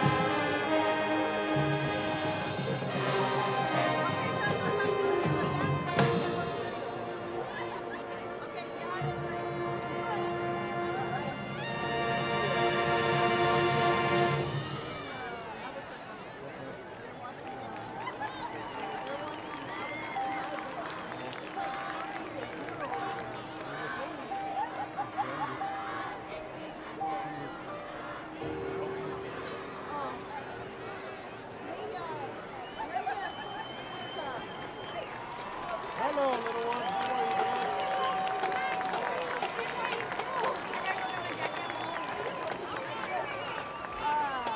The showcase band would like to thank Principals Ted Hendy, Assistant Principals Bobby Kappa, Dana Critchlow, Chris Grubbs, and Anne Marie Wada, along with the teachers for their enthusiastic support from the showcase band.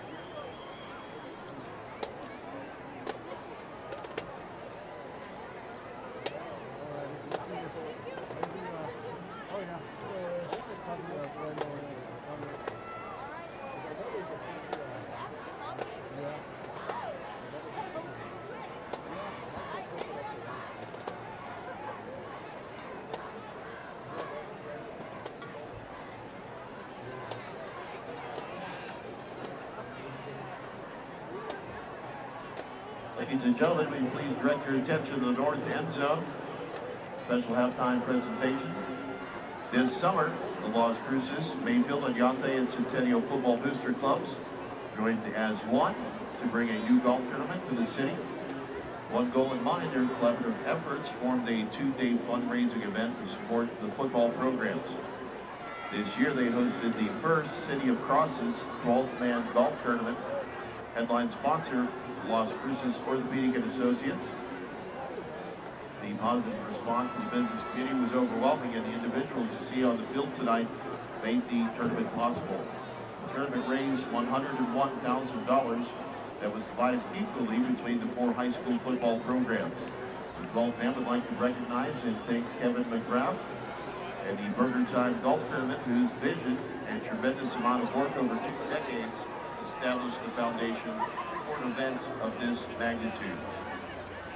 Ladies and gentlemen, on the field, Las Cruces Public Schools Associate Superintendent Gabe Hawkins, Director of Athletics Ernest Viramontes, Tournament Representative Maria Pacheco, Football Booster Club Presidents Veronica Vasquez, Jeremy Gonzalez, Stacy Alley, and Alisa Swinson.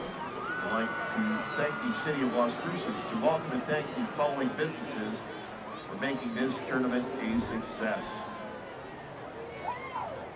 Our headline sponsor, Las Cruces Orthopedic and Associates, Dr. Michael McGuire, Dr. Daniel Romanelli, Dr. David Barrera, Dr. Paul Seiss, and Dr. Nicholas Scarcella.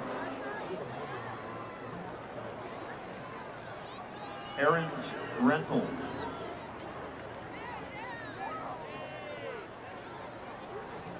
ABC Printing,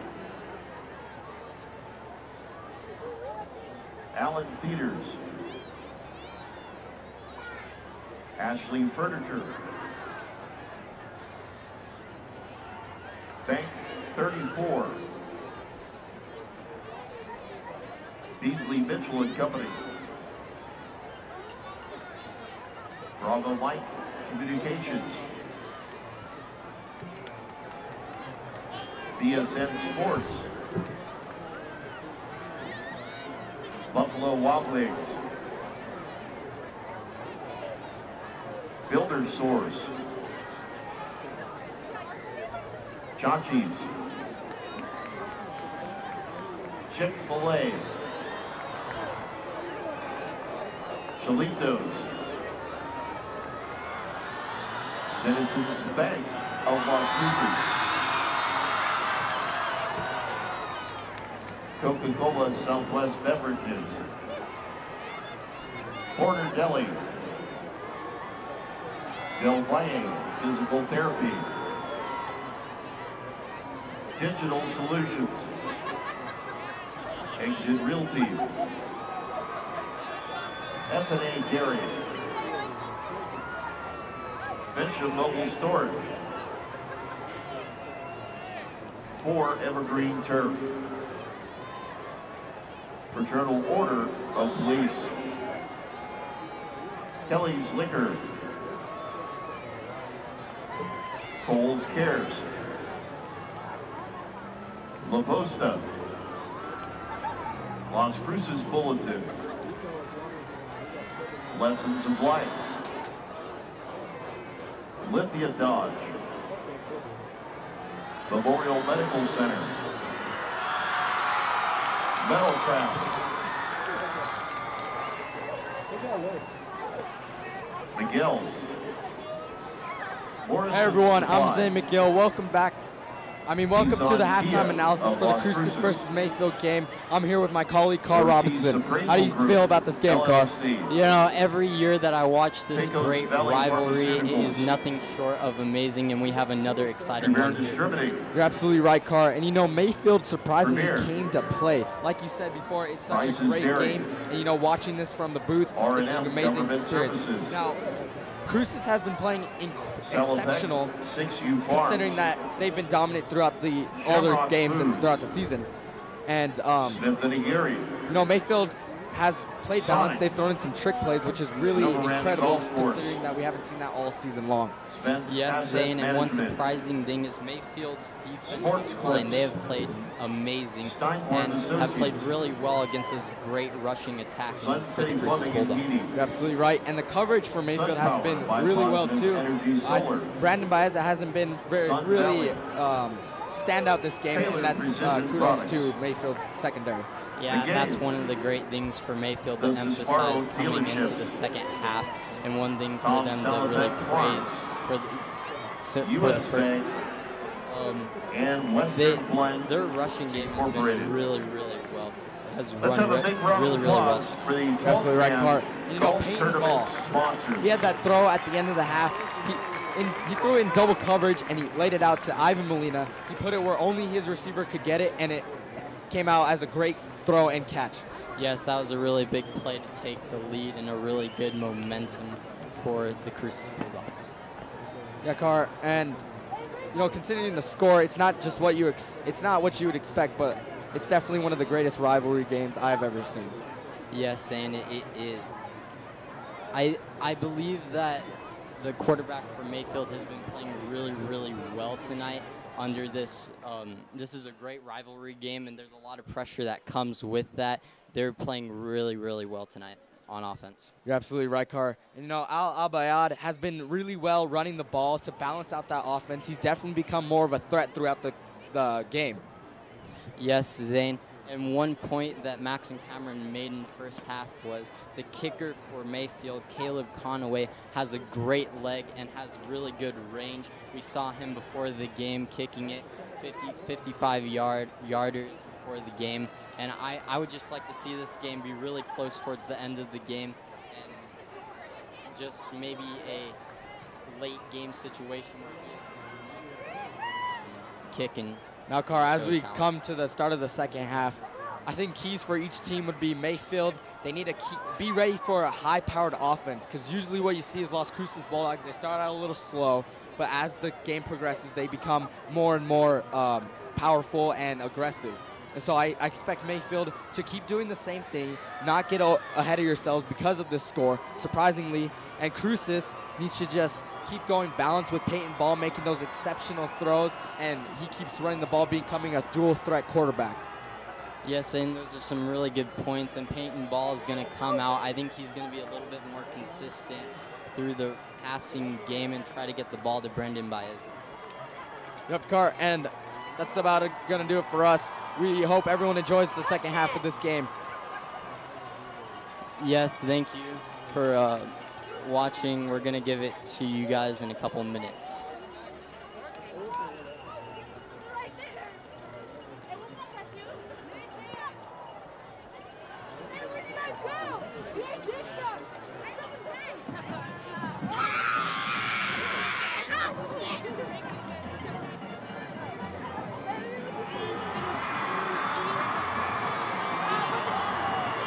Welcome back, your Mayfield Trojans. And welcome back, your Las Cruces Bulldogs.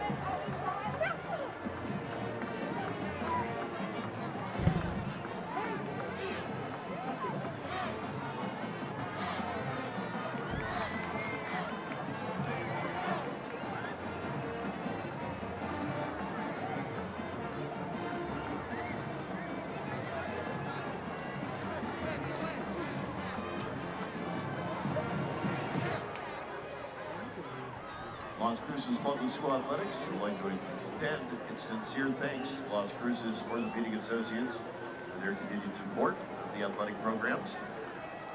They are the primary providers of the orthopedic health care and event coverage for the student athletes of all 4 high schools. Thank you for putting our student athletes first. Alrighty then, ladies and gentlemen, welcome back. We're at the third quarter of the Cruces Mayfield game here at Aggie Memorial Stadium. Cameron, it has been a very exciting first half. I think much closer than anyone down on that field or in the stands initially expected, including us. Thank you to Carl Robinson and Zane McGill once again for that insightful first half analysis, Cameron. Things are getting pretty loud here. The Trojans are down by 8 points, although it has been a pretty game. What do they have to do to set themselves apart and put themselves over the top?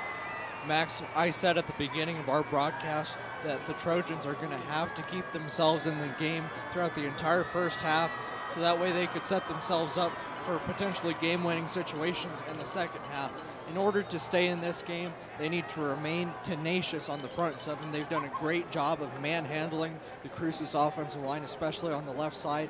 They need to be strong in that category, and they might need to find some sort of rhythm in the passing game. We haven't seen their quarterback, Jacob Moreno, take any deep downfield shots, with the exception of one out to Miramontes, which was unsuccessful. They might need to get him into a rhythm here in case Cruces ends up shutting down the run game that they've relied on so heavily in the first half. Definitely, Cameron. And speaking of the run game, although Chase Kowalczyk has been very impressive as always tonight, not necessarily as much so as he has been in past games. So I think it may be a bit of trickery and switching up the playbook a bit on the Bulldogs side of the ball if they want to take this dub for sure tonight. Now as Mayfield, number 14, is going to return up the left side of the field, he's going to be sat down at just about the MHS 31-yard line. That was Andrew Herrera, the junior wide receiver. Number 14, Josh Stout on the stop for the Bulldogs. Alrighty then, now MHS is going to come back out here on the field once again. Number 18, Jacob Moreno, starting quarterback. The junior will be leading this high-powered offense. He's going to have Nassim Al-Bayad right by his side here. Let's see if he decides to pitch it to him on the first play of the third quarter with 11:56 left to go. Shift number 2 off to the right side of the field. Fakes the handoff. Goes with the quarterback keeper. Powers downfield. He is going to get about 3 to 4 yards on the carry. I believe it might have been close to 2, actually, Cam. Looks like he was stopped earlier. You can clearly tell that Coach Bradley likes what he has set up on offense down there. He can fool the defense because the defense is given 3 options. Take the quarterback, take the running back, Al-Bayad, and they even had number 2, Ryan Rosales, come in from the slot in motion there on that play, which presents a potential threat to the defense. They like running the ball with Jacob Moreno. He does a good job in between the tackles for them. Definitely, Cameron. As we always say, if it ain't broke, don't fix it. And Moreno's going to take the snap once again, the shotgun position. He's going to hand off to Al-Bayad, who's going to bob and weave up the left side of the field, but he is going to be stopped short. A gain of 1 yard on the carry with 11:05 left to go in the third quarter, clock winding down. Score right now is Cruces 21, Mayfield 13. An impressive job there by number 50, Jesus Villegas of the Bulldogs, of getting the stop there on that play. That's good. That sets Mayfield up with a 3rd and 5 here on the opening series of the third quarter. It would be great if you're a Cruces fan to see your team get a stop and give the ball back to Peyton Ball in your offense after shutting down the Trojans for a 3 and out. Exactly, Cameron. It looks like they're going to be setting up run play here, although they do have trips out to the right side, so let's see what they decide to do. Certainly could go either way. So we're playing zone. Moreno drops back, sends it deep right to the side, and it is going to be not caught. Pass is incomplete. Initially intended for number 24, Nassim Al-Bayad. If they want to be a successful passing offense here in the second half, the skill position players are going to have the ability to create separation in the defensive secondary. Al-Bayad was not able to separate himself from the Cruces secondary on that play, and if they don't find a way to do that, Moreno isn't going to complete a single pass all half. Exactly, Cameron. But you also could look at it from another perspective. We saw earlier that just like on the Cruces side, Brandon Baeza is getting caught up in double coverage. So if they could have some of their lower caliber receivers perhaps set themselves apart when most of the coverage is focused on those of higher caliber, they could make some significant plays. So we'll see here. After that punt, the ball is going to be set back down into the 22-yard line for the Cruces High Bulldogs with 10:08 left to go in the third quarter. Bulldog fans, Trojan Alrighty fans. then, now Peyton Ball is going to take the field once again. He is going to be leading this offense right here. Absolutely a phenomenal player, Cameron, very well-rounded. He knows how to make impressive runs, very strong, but he also has a very strong arm, and he can send it deep downfield when he wants to and connect with receivers like Ivan Molina. And we saw that in the first half. You know, he threw a dime to Ivan Molina here right in front of us inside the 10-yard line. It was very impressive. Definitely. Peyton Ball is going to go with the play-action pass out to the left side of the field, and it is going to be deep. It looks like there is going to be a pass interference call on number 17 for the Trojans, Joel Herrera, the senior. There was a bit of contact between him and Ivan Molina. You know, I'm not too sure what the official saw on that play. Obviously, he has a better perspective than I do being on the field. But to me, it looked like Molina just fell down as a result of incidental contact on that play. I don't think that would have warranted a holding penalty or pass interference if it would have just been incidental contact there on that play. Yeah, exactly, Cameron. I don't think there was a ton there. But apparently the officials disagree with us as that penalty is going to move Cruces high forward and give them another set of downs to work with. 10:01 left to go in the third quarter. Cruces 21, Mayfield 13. As we'd like to give another shout out to our sponsors, Rosie's Cafe in the downtown mall and Corner Deli. Some fantastic food at both of those locations. As Peyton Ball is going to take the quarterback here from the left side of the field. Fantastic blocking by Kowalczyk as he is going to get the first down and be sat down at the Trojan 45-yard line. As we said, Cameron, definitely a fantastic, powerful, dual-threat workhorse QB. Absolutely. And luckily for the Trojans, number 33, C.J. Ontiveros, was there to make the shoestring tackle. Very good job by the senior linebacker. An excellent blocking out front there by the Cruces wide receivers and the left side of that offensive line on that play. Exactly, Cameron. Now watch for the right side of the field. They have Ivan Molina and Brendan Baeza stationed to catch this ball. But looks like they are going to elect to go with the handoff to Kowalczyk once again, who's going to get a gain of 8 yards on the carry. Chase Kowalczyk for the Cruces Bulldawgs is one of the safest bets that you can make, Max. Pretty much any time that he's handed the ball in between the tackles, you can guarantee that he's going to gain 5 or 6 yards, which is something that you love to have as a play caller. A consistent threat in the backfield, and that's what Chase Kowalczyk provides. Definitely, Cameron. I think that when Cruces got him from Camino Real Middle School, it was a fantastic insurance policy. There is a solid chance every time that you put the ball in Kowalczyk's hands that he is going to push it forward. Now, we did get again a first yard there on the carry. It's 8:50 left to go in the third quarter. Cruces 21, Mayfield 13.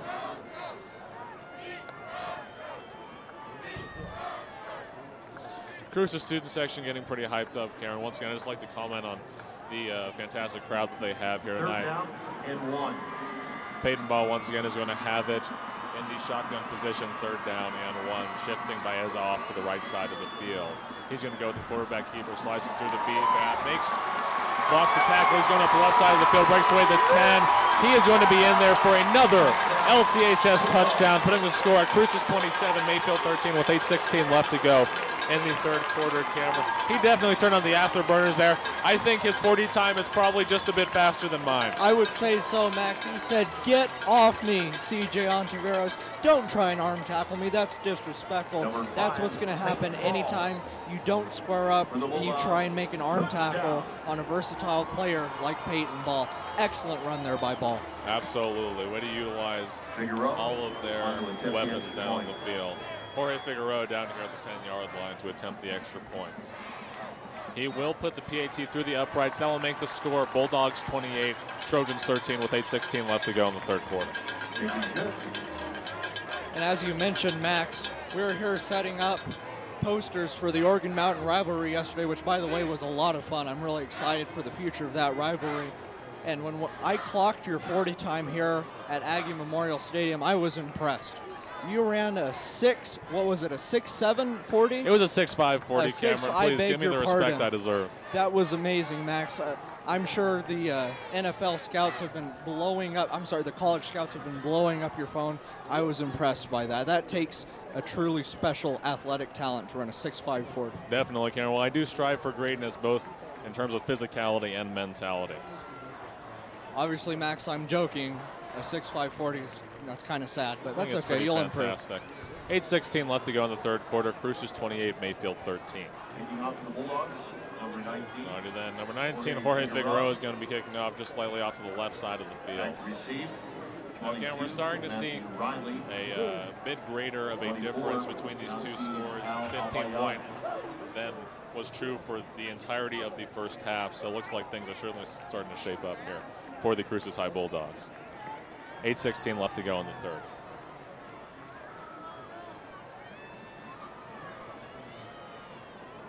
And here comes Figueroa with the soccer cleats. I love seeing kickers use soccer cleats in football. I think that's different. It's pretty cool. That is, he's going to send it high and deep off to the left side of the field. He's going to be returned by Mayfield up the right, number 23 for the Trojans. And he's going to get it out just past the 37-yard line for MHS. There's a flag down on the field. Return, flag of the play. That was courtesy of number 37 for the Trojans. Can't quite find his number. It is going to be holding on MHS, however, which is going to put them back. 8:09 left to go in the third quarter. This has turned into a game of punch, counterpunch, punch, counterpunch. Cruces just threw a hook, Max. Now it's time for Mayfield to swing back. They have to stay in the ball game. They have to keep chipping away on offense, especially through the running game at that Cruces front seven. It's something that they were successful doing in the first half, and that's what you want to see out of your team in the second half if you're a Mayfield Trojans fan. Definitely, Cameron. But, you know, I think that we were talking about this earlier during the halftime intermission. I think that Mayfield had anticipated to get hit with a strong punch coming into this third quarter. But now Albayat is breaking away at the 50-yard line, going down the 40 at the right side of the field, the 30, the 20, and he is taken down with a shoelace tackle just 15 yards short of the end zone, Cameron. What a run. That guy runs truly like a horse. Amazing job there by Albayat. That's why they were so happy when they got him back for the later half of the season. They knew how special the talent here he was here. A good tackle there, a touchdown-saving tackle by 84 David Melendez. I'm kind of puzzled as to why the Cruces fans got so excited when he made that tackle. And it's something that confuses me when I sit in student sections. Don't cheer for a touchdown-saving tackle. You should be mad that your team gave up a 60-yard run. Yeah, I suppose that is correct, Cameron, as Moreno's going to set up in the shotgun position. Looks like he's going to hand it off to number 22 for the Trojans.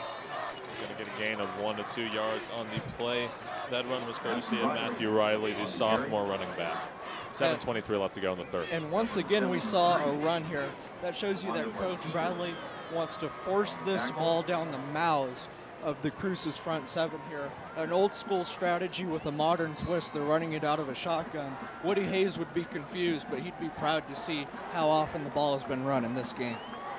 Absolutely, Cameron. I love this diversity in the play calling. It's truly being very productive for the Mayfield High School Trojans, I think more so than they initially anticipated. Alrighty then, Moreno once again in the shotgun. He's going to go with the play-action pass. Proctor breaking down, scrambles out to the right side of the field, cuts through, sends it in the middle, and it is going to be nearly caught. Initially intended for Mayfield receiver number 84, Andrew Miramontes, broken up by that double coverage of number 15, Brandon Baeza, and number 2, Kennedy Elman for the Bulldogs. That was a very fun play to watch there, and an impressive job by Moreno. He threw off his back foot, and he was still able to put it in a place where the receiver could have gotten to it. It wasn't blatantly thrown to a defender there in the back of the end zone. Pretty good job of making do on that play by Jacob Moreno. Certainly. 6:43 left to go in the third. Cruces 28, Mayfield 13. MHS is going to have the ball 3rd and 9 on the 17-yard line. As it is going to be a handoff to Albayat once again on the left side of the field. Tries to scramble forward. Looks like there is going to be a hold. Nassim Al-Albayat. And there are 2 separate flags on the play thrown at different times. Cruces is indicating that that would be on the Trojans. And it looks like they are backing up, Max, which would set them up for a 3rd and very long, and would make you think that they would have no other options other than to pass the ball on this next play. Exactly, Cameron. Now this is going to set them up with a 3rd and long situation, so all their receivers certainly need to be on point, although they also could just put it through the uprights. They do have a fantastic kicker, Caleb Conaway. Oh, from right here, though, it would be about a 47-yard field goal, Max. Not something that a high school kicker can be expected to consistently knock through on every attempt. Definitely, Cameron. But Caleb Conaway is very talented. He does have that range. He's proven it before, so we'll see. Flag in the play. And they're going to get a false start on the Trojans. I believe the left tackle, number 64, Owen Dozier, jumped a little early on that play. We haven't seen a ton of procedural penalties here in this game. I believe that's only the second or third that we've seen from either team. That sets them up with a third and about 26, which we saw on that play. They lined up with 4 wide receivers, trips out to the right of the quarterback. We should see something similar on this play because this is no doubt a passing situation. Definitely, Cameron, and although they have been taken back by these procedural penalties, like you were saying, you do have to give praise to them for being rather consistent for not doing so throughout the course of the game. So, but when you start to get false starts, it certainly does tend to be a bug. As Moreno is going to take the ball, and he will be sacked. That is going to bring up a 4th down for the MHS Trojans. Number 84, David Melendez. So that sack right there by David Melendez completely erases the idea of attempting a field goal by Caleb Conway. Now they have to play field position and hope that their punter can pin the Bulldogs deep in order to make them force a long drive on offense. Exactly. And number 12 coming out here for MHS, Marcos Apodaca, the sophomore, is going to be punting. Marcos Apodaca. 5:15 left to go, clock winding down in the third quarter. 15, Brandon Baeza. Cruces 28, Mayfield 13. As Apodaca is out here to punt it away for Mayfield. He's going to send it up to the right side of the field, sorry. That is going to bounce out of bounds. It goes out of bounds at the 8. He's going to be out of bounds at the 8-yard line. Very good punt there, Max, by Apodaca. I think he did a good job working with what he had, and that was exactly what Coach Bradley wanted him to do on that play, is pin the Bulldogs deep and not give them a shot at returning it, especially with a guy like Brandon Baeza. Very impressive. Exactly, Cameron. Now defense, they have to come in clutch right now when you're down by 15 points, although it is early on. The Cruces Bulldogs have a very, very consistent record of beating teams by huge margins, and if they do not want that to turn into another one of those games, they are going to have to stay consistent. This Peyton Ball is going to go with the quarterback keeper. Number 5, Peyton Ball on the keeper. I believe that was for about 4 yards on the carry, cameras that will set up a 2nd down situation. Number 33, CJ Ontiveros on the stop for the Trojans. CJ Ontiveros had the stop there. He was the one who missed the tackle very badly on Peyton Ball, on Ball's touchdown run on the previous offensive series for Cruces. Definitely. Peyton Ball, one man accompanying him in the backfield and 3 receivers out. He's going to go with the design quarterback keeper once again, bridges the A-gap and lunges forward. Looks like he's only going to be about 2 yards short of the end zone. No, Cameron, looks the end zone, sorry, the first down. Looks like he was good for the first, and that is going to move the chains.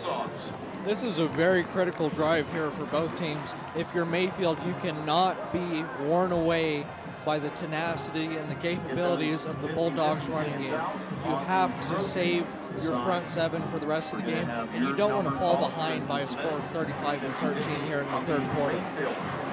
Definitely not.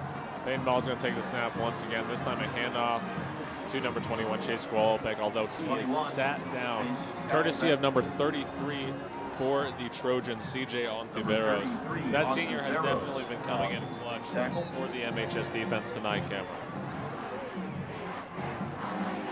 Absolutely. And if you're the Mayfield defensive coaching staff, you have to recognize that Cruces was going to come out swinging and firing on all cylinders on offense to start the half. It's critical that they recognize that and they do everything that they can to stop it. 49 is blitzing carries. He's going to send the pass up to Brandon Baeza, and it is good. Middle of the field. He is going to set it down at the Cruces 42-yard line. Cameron, that kid has a fantastic vertical jump and what fantastic hands. Absolutely, and Baeza only stands at 5'8", weighing in at 160 pounds. He's not a big guy by any stretch of the imagination. That demonstrates his raw athleticism there, being able to jump up and make that catch. The ball was a little high thrown by Peyton Ball, but a very impressive job by Baeza. Absolutely amazing. Ball's going to take the snap once again with the design QB keeper. Number 5, possibly 1 yard on the carry with 2:37 left to go in the third quarter. Cruces 28, Mayfield 13. And I understand the consistent runs by Peyton Ball, being that he is such a gifted runner as a quarterback, but you have to be thinking ahead. Cruces, if they win, they're going to be a top 4 seed in the playoffs. If they don't win tonight, if Mayfield's able to get the W this evening, Cruces is going to have Peyton Ball saved up right away to go next week in the playoffs. You want your quarterback healthy. You don't want to have a situation where you have to put in backup or Orion Saldivar. Absolutely, Karen. Pressure coming from Peyton Ball's right. He is going to get the pass out to Brandon Baez, I believe, and that is going to set them 2 to 3 yards short of the first down. And on that play, you saw the left tackle, number 73, Rolando Martinez, get pushed back into the face mask of his quarterback. Martinez has struggled all night offensively. He's done a pretty good job as he's lined up as a defensive lineman, but offensively, he's had kind of a rough night. But a good job by Peyton Ball of staying composed and finding his receiver there on that play. Absolutely, Cameron. I think composure is a fantastic word when you want to describe Peyton Ball. You know, this kid, he plays with the power of a seasoned quarterback, and Peyton Ball is going to take the run up the left side of the field with the first down for LCHS. And that is going to put him even deeper into MHS territory, and he will be pushed out of bounds at the 35-yard line.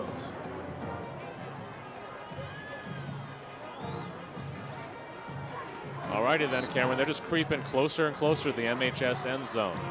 Absolutely, and they're just imposing their will on this Mayfield front seven here on this drive. The only bright spots we've seen out of this Mayfield defense is when Cruces takes a step back and passes it. The pass rush has been pretty good. Indeed. Now with the handoff to Qualipec here, he is going to jump right over one of the defenders. That is going to get him a gain of 6 yards on the carry. And that's a testament to Chase Qualipec's vision.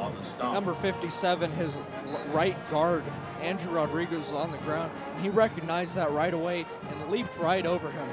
That kid has excellent vision, and he thinks and he recognizes the field around him before he acts with his legs. He's a very patient runner, and that's something that I'm very impressed with every time he totes that rock. Definitely a great trade, Cameron. As Ball's going to have 3 receivers out, but elects to go with the QB keeper once again, bobbing and weaving through the middle of the field. Looks like there may be a face mask down on the field, Cameron.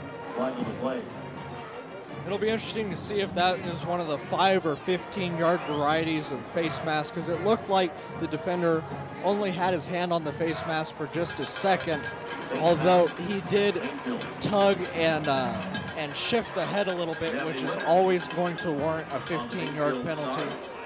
And it looks like they are going to give him 15 yards, which is not what you want to see if you're a Trojans fan, as the objective of this drive was to stop Cruces in their tracks and set up good field position for your quarterback on offense. Absolutely, Cameron. A very unfortunate personal foul for the Trojans. Not something that you want to have in a critical possession such as this for the opposing team with 20 seconds left to go in the third.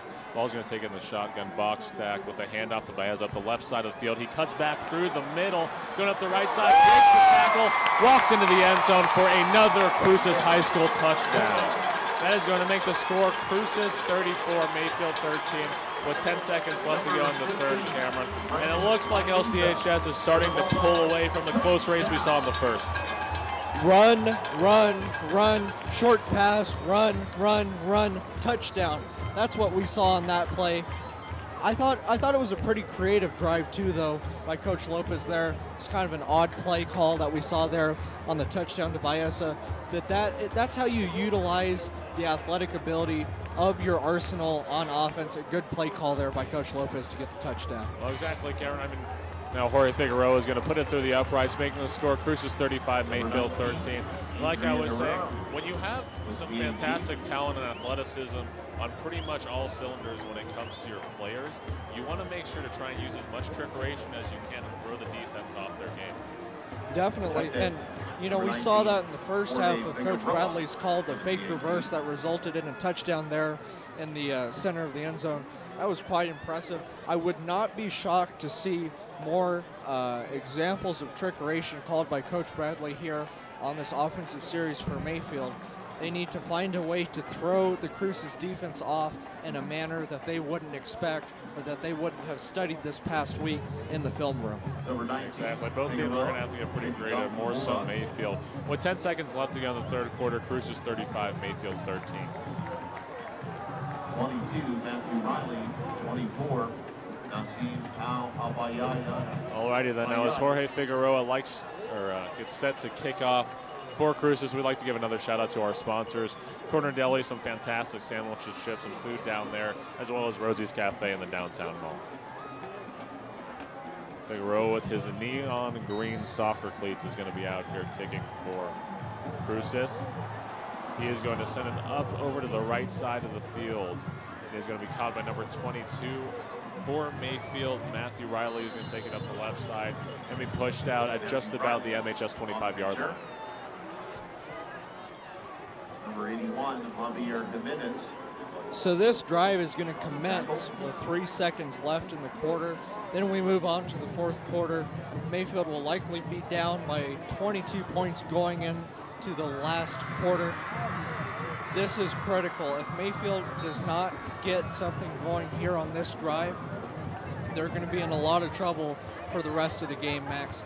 It's very important that they find a way to move the ball and set themselves up in the red zone quickly here. Definitely, Cameron. I think they certainly have the potential to do it here. Moreno, he plays with the ability of a very seasoned quarterback. Let's see what he decides to do on this play.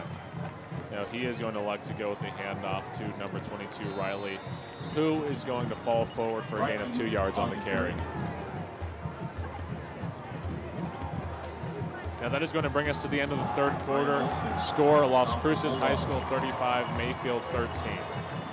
So no points in the third quarter for the Mayfield Trojans offense, Max. Although if I'm looking over at their sideline and at their student section, they look pretty excited. As I saw there as the clock ran down, they all put up their hands and gave the fourth quarter symbol, meaning that they're ready to go. And they better be ready to go here because they do not want to give the ball back right away to Peyton Ball. Because as we've seen, like on the last drive, they will pound the ball down their throats through the running game.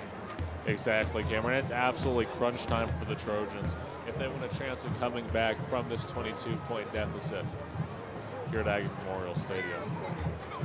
Now, Cameron, just as we're in this brief intermission, although this has been a very exciting game, I think the first edition of the Oregon Mountain rivalry was by far pretty exciting for both the students and the players down on the field. Absolutely. You know, it's a great thing anytime you give our Las Cruces students in high schools and our 4 comprehensive high schools the opportunity to play on a Division I college football field in a span of 48 hours. All of our teams, all of our student bodies got to experience that. I think it's a great thing for the entire city of Las Cruces, and we had a lot of fun last night. Absolutely, a spectacular opportunity. As Moreno is going to come out here in the empty set with 4 receivers out. Just number 22, Riley off the right side. He's going to fake the handoff, play action pass deep down the middle, and it was absolutely no one, Cameron. I believe initially intended for number 15, the receiver Isaiah Rios, but still way over his head. There is going to be a flag down on the field. I believe they're going to get a hold on Ivan Molina, who was covering up Isaiah Rios on that play. The second the ball hit the turf, Rios was signaling for a penalty to be thrown, and he was granted his wish there on that play. I'm a little surprised I didn't see too much extracurricular activity going on that play, but they are going to get a hold on the Bulldogs. All right, and then with that, it is going to move MHS forward, and they are going to get another set of downs as the chains will move with 11:54 left to go in this game. Cruces 35, Mayfield 13. See if Moreno elects to hand it off to Riley or Al-Bayad here on this 1st and 10.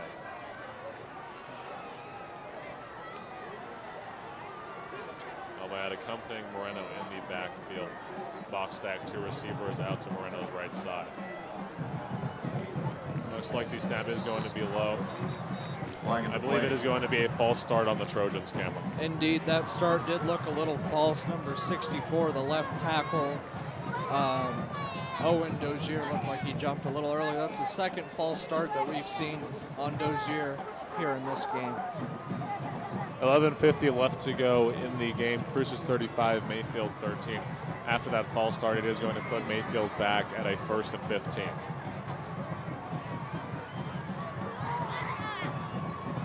yards, Trojans.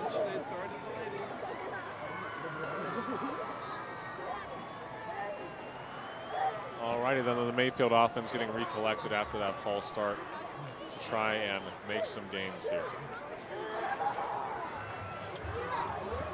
Lining up in a 2 tight end set here, Max.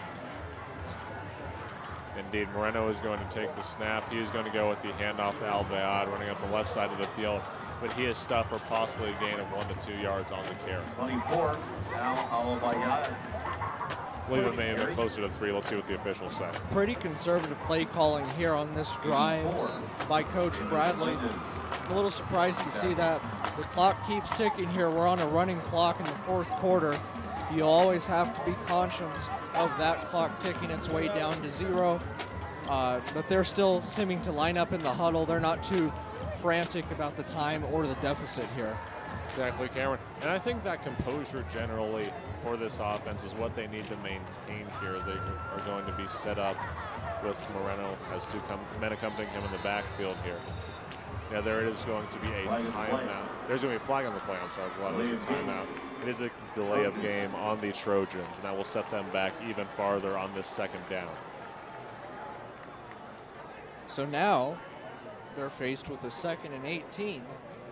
You can't wholeheartedly guarantee that you're going to make up those 18 yards on 2 plays by running the ball with, whether it be Moreno or Albayad. This is where you have to start resorting to the pass, but they're lined up in a run-heavy scheme here on this play. Absolutely. No, Moreno is going to fake the handoff, play action pass up the left side of the field, initially intended for number 2. Sent out to Ryan Rosales for the Trojans. With an incomplete pass, it is going to set up a 3rd down situation for the Trojans. And one of the things about run-heavy packages like that is that you have so many guys bunched up on the line of scrimmage blocking that you're only giving yourself 2 options out as receivers, and you're typically going to be out in man-on-man coverage right there. Kennedy Aliman did a great job covering up Isaiah Rios the whole time. I thought it was a good no call there. I was worried the officials were going to call a penalty on Aliman. It was just incidental contact. It was a clean play. Absolutely, Cameron. Already then, shift number 2 right into the pocket as Moreno drops back, sends it pass deep out to the right side of the field. It is intercepted by number 15, Brandon Baeza. And that is most likely going to give the ball back to the Cruces Bulldogs. Let's see what the officials have to say. They haven't made an official ruling. They are going to give the ball to Cruces. Wow. Now, Cameron, the absolute opposite of what you want to happen. Our spotter, Zane McGill, doesn't think that was a solid interception. Although I believe he did have it within his arms, and it did not touch the ground. And that just took the air out of the entire east half of the stadium. All of the Trojan faithful. Great job there by Baeza. Number 64, the left tackle, Owen Dozier, got backed up right into his quarterback's face. And that's why Moreno was forced to make that throw when he wasn't originally planning on making it. Exactly. Now Peyton Ball is going to elect to go with a handoff. Let's send Callback on the right side of the field. One of the Mayfield players' helmets fell off as Callback is going to power forward for a gain of 4 yards on the carry. And there's going to be another penalty on the play. Looks like they're going to get a hold on Cruces. We're still waiting for the call. And it is going to be a hold on the Bulldogs. The first half I was surprised at how few penalties were called, and I thought it was a clean game. I don't think the game warranted any penalties to be called. But man, this second half, especially the last 5 minutes of game clock, I've been shocked at how many penalties have been called. It's pretty condensed here. Absolutely, Cameron. You know what? It's the thing with penalties is even though it was pretty much completely clean in the first half, once the players start getting worn out, they have the tendency to make some more mistakes, obviously. In addition to that, it's kind of like a disease. Once one person has an offsides or a delay of game, that sort of starts to spread. So Cruces and Mayfield both need to make sure to contain that if they want to play some solid ball going forward. Peyton is going to shift 15. Brandon Baeza off to his left side, and he's going to take the ball to design quarterback keeper Qualpleg Bogdan for him. Breaks the tackle from 49, going up the left side of the field to the right, and he is going to be sat down.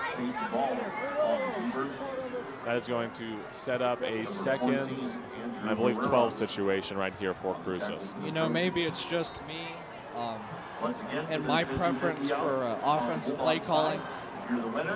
Every time Peyton Ball takes off, or every time any quarterback takes off running like that on a broken play, I cringe a little bit at the thought of him potentially getting knocked around by one of those big linebackers. But with Peyton Ball, this is a different case. He's a tough guy, and he's able to take those big hits. Absolutely. I'm sorry, I said second and 12. I meant second and 14 as Ball's lined up in the two tight end position. Takes it once again up the left side of the field, and he's going to be sat down by number 12. There is going to be a holding penalty on the Bulldogs. 9:33 left to go in the game. I believe they're going to get the left tackle, number 59, Eric Martinez, the 6'3" senior, on the hold. He tried to close off that end cap for his ball carrier there, but did it illegally.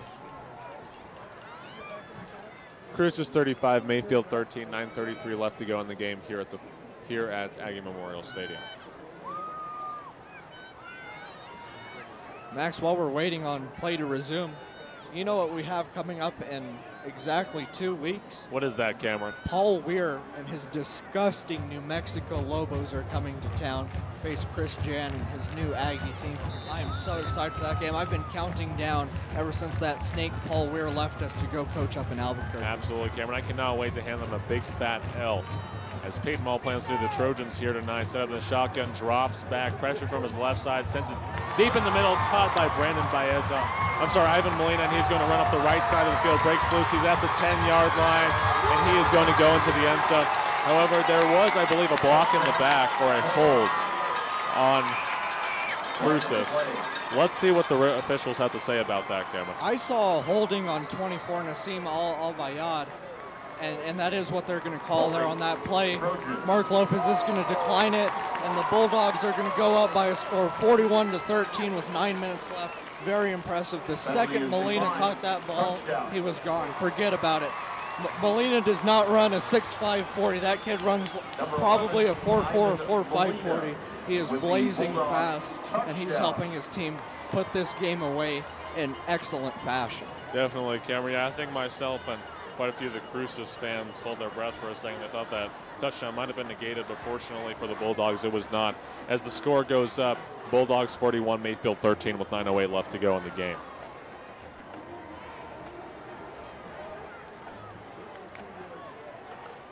We have a winner on the Las Cruces side. All righty then. Looks like Jorge Figueroa is going to be lined up to put the PA2 through the uprights. Number 19, Jorge Figueroa, on to attempt the PAT.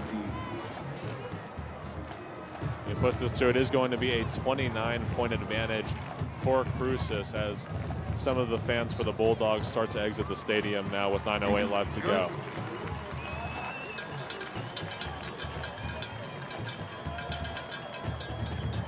Now, Cameron, it certainly looks like the Bulldogs are definitely a second half team tonight as they have completely pulled away from MHS.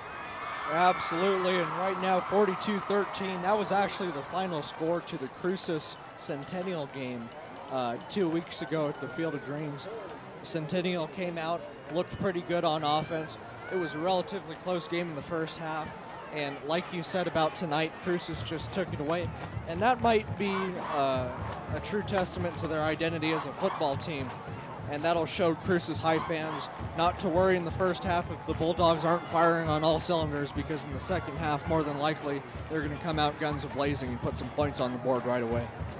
Absolutely, Cameron. Now, it is going to be very exciting after the playoffs are all over to see how Cruces High fares next season. They're going to be losing Peyton Ball, who is a senior, also Brandon Baeza, who is a senior. They're still obviously going to have their kicker, Figueroa. Chase Gualbeck will be coming in as a senior back, but still, it'll be interesting to see how they fare. Absolutely, and on top of that, they lose guys like Sean De La Cruz, the wide receiver / defensive back, Kennedy Aliman, whose name we've called a couple times. It's going to be, I don't know if I want to call it a rebuilding year, but more of a reloading year for Coach Lopez next year. Luckily, he does have Gualbeck back for next season. Absolutely, that is going to be a fantastic weapon to have as Jorge Figueroa gets set up to kick things off. Cruces 42, Mayfield 13, as Albayad is going to run this back up the middle of the field. Going out to the right side, he is still sprinting, turning on the afterburners, and will be pushed out of bounds just before the MHS 35-yard line with 8:59 left to go in the game. And as you look at Mayfield's outlook for next year, one of the things that we talked about in a Mayfield game that we called last month was how young this roster was. You look at guys like Gage Guardiola, the quarterback who's not playing tonight. He's a sophomore. Albayad is a junior. He'll be a senior next year. Isaiah Perea, another sophomore wide receiver who's contributed this season. The future's bright at Mayfield High School. We've seen flashes of potential talent that if Coach Bradley plays his card right, they should be able to capitalize on. Most certainly. Now it looks like Moreno's going to go the zone quarterback run here up the right side of the field. And yeah, you're definitely right, Cameron. They do have a fantastic ton of talent. And if they continue to execute on that next year, then I don't know. Things certainly could be switched when we come back to this time of year next year. 8:50 left to go in the fourth.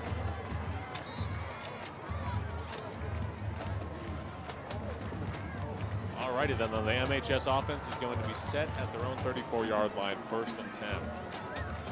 Right now, 2 receivers out to the left. Take the ball and hands it off to Albayad.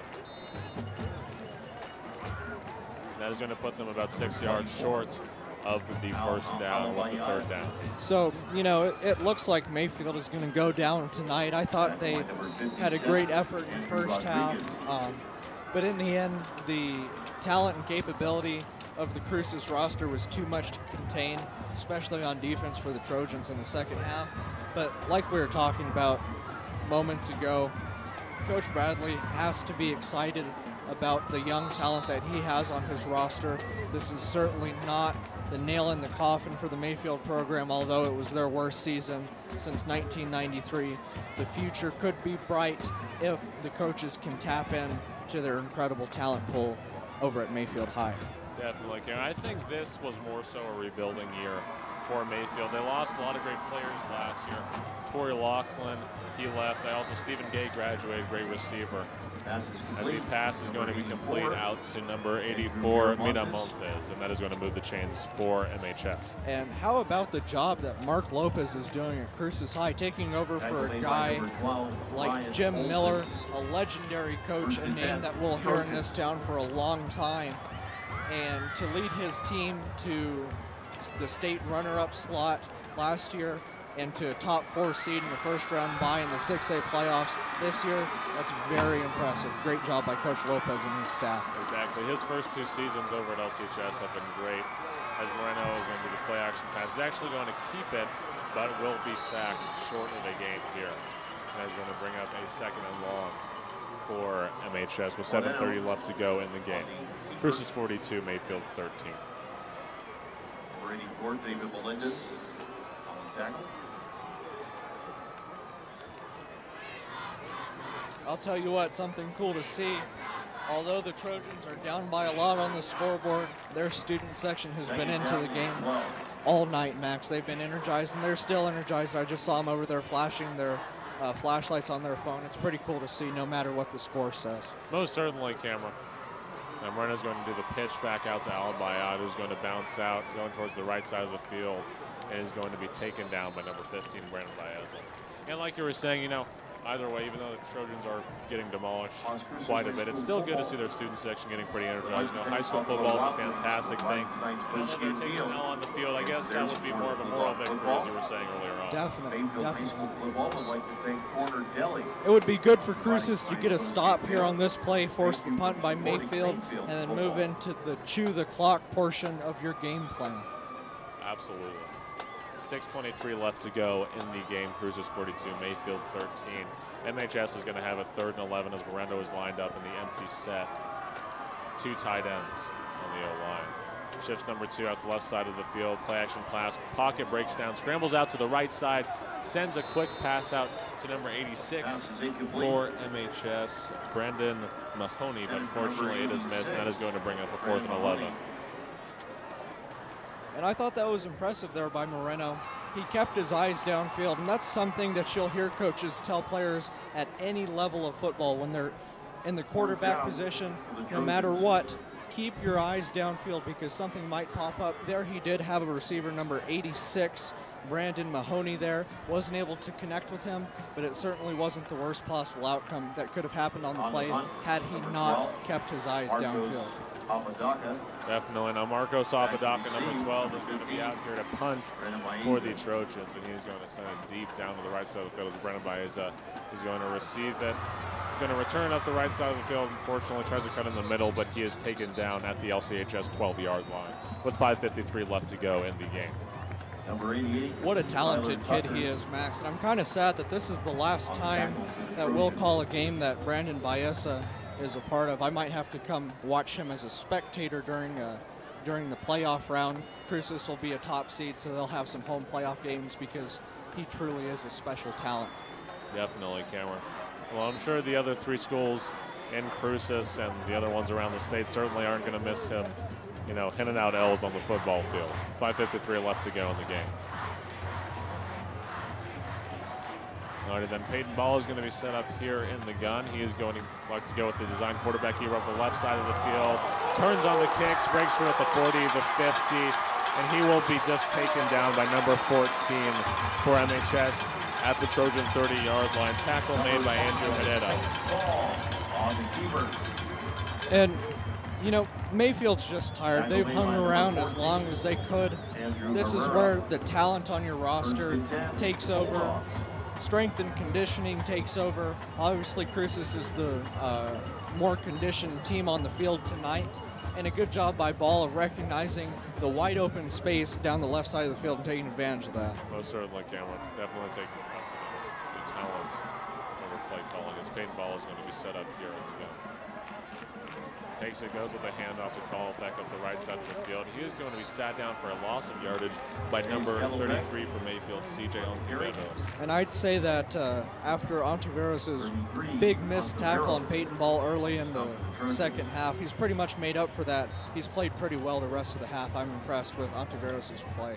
Absolutely. Now fans on both sides of the stadium are starting to exit as we still have this 29-point deficit here with 5:12 left to go in the game.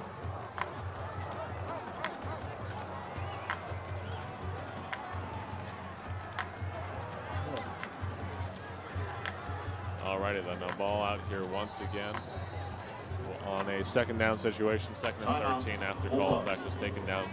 Bulldogs are going to take a timeout here with 4:57 left to go in the game.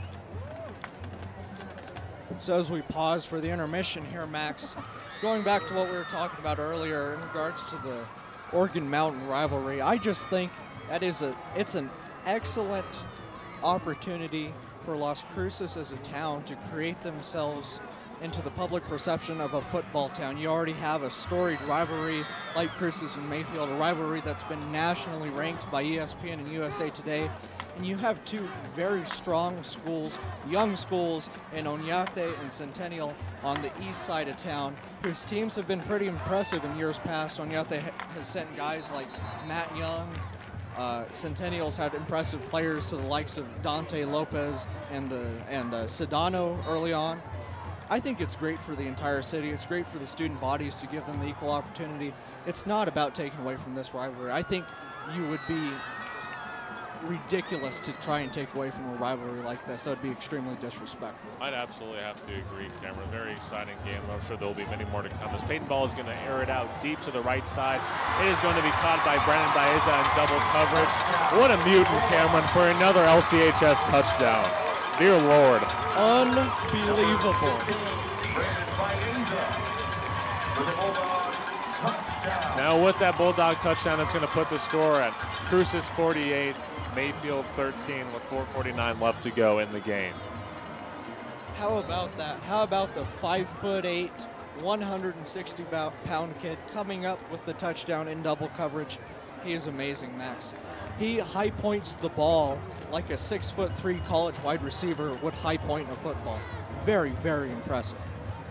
Definitely. Figueroa is going to put the PAT through the uprights, making the score Cruces 39, Mayfield 13. That is going to set up a 36-point deficit, Cameron. Even if Mayfield gets 5 touchdowns and 5 PATs, they're still going to be short. And I think that is going to be one of the final nails in the coffin for MHS. And going back to what we said earlier, Max, talking about the disrespect of trying to detract from this storied rivalry, I also think that it's not a good look for this town anytime we go after tremendous opportunities for any of our students, no matter what high school they attend. Centennial and Oñate were given the excellent chance to play here at Aggie Memorial Stadium, and it was a great night for the communities of both schools, something that each school embraced, and they're young schools. My grandparents graduated from Cruces High. My mom's generation graduated from Cruces High. Now being at Centennial, it's the opportunity to start something new, something that people are very excited about, and I'm excited to see what the future holds for both the Oregon Mountain rivalry and tonight's rivalry, the Cruces-Mayfield rivalry. Like I said before, it paints Las Cruces as a town that is truly passionate about football.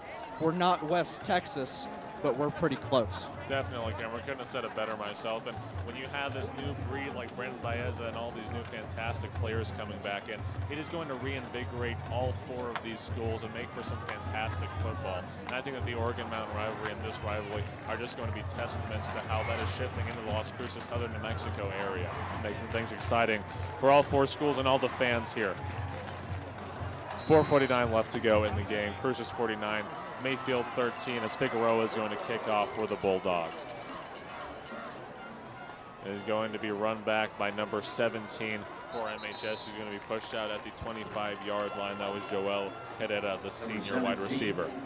And, you know, what a fitting culmination among our 4 comprehensive high schools to play here at Aggie Memorial Stadium within a span of 48 hours for the first time in NMSU Aggie history where it looks like we might make a bowl game.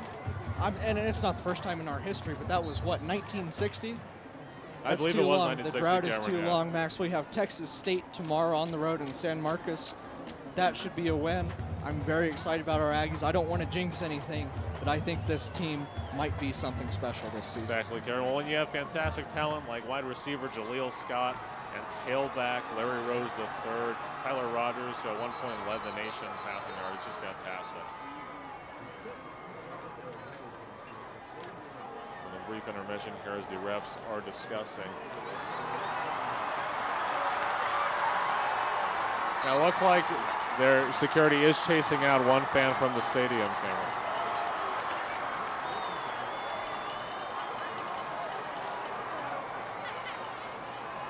So they sat him down. I wasn't quite sure. Did he go down on the field, Cameron? I think he did. Salbayat is going to take it up the right side of the field and be pushed out at just about the 50-yard line.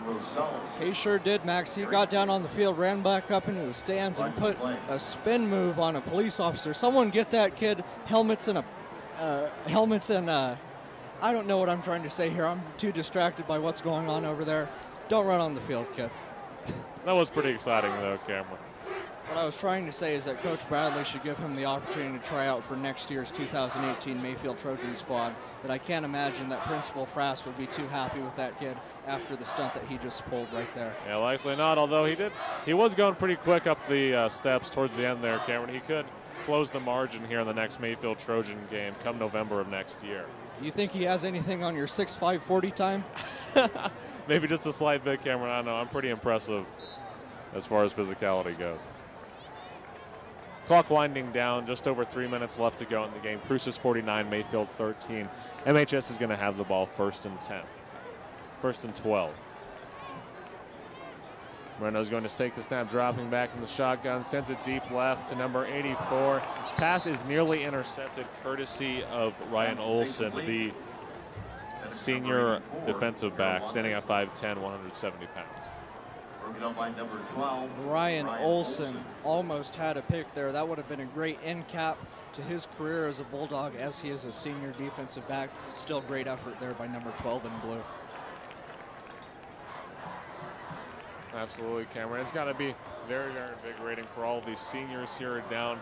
They get on the Cruces side of the ball and the Mayfield side of the ball.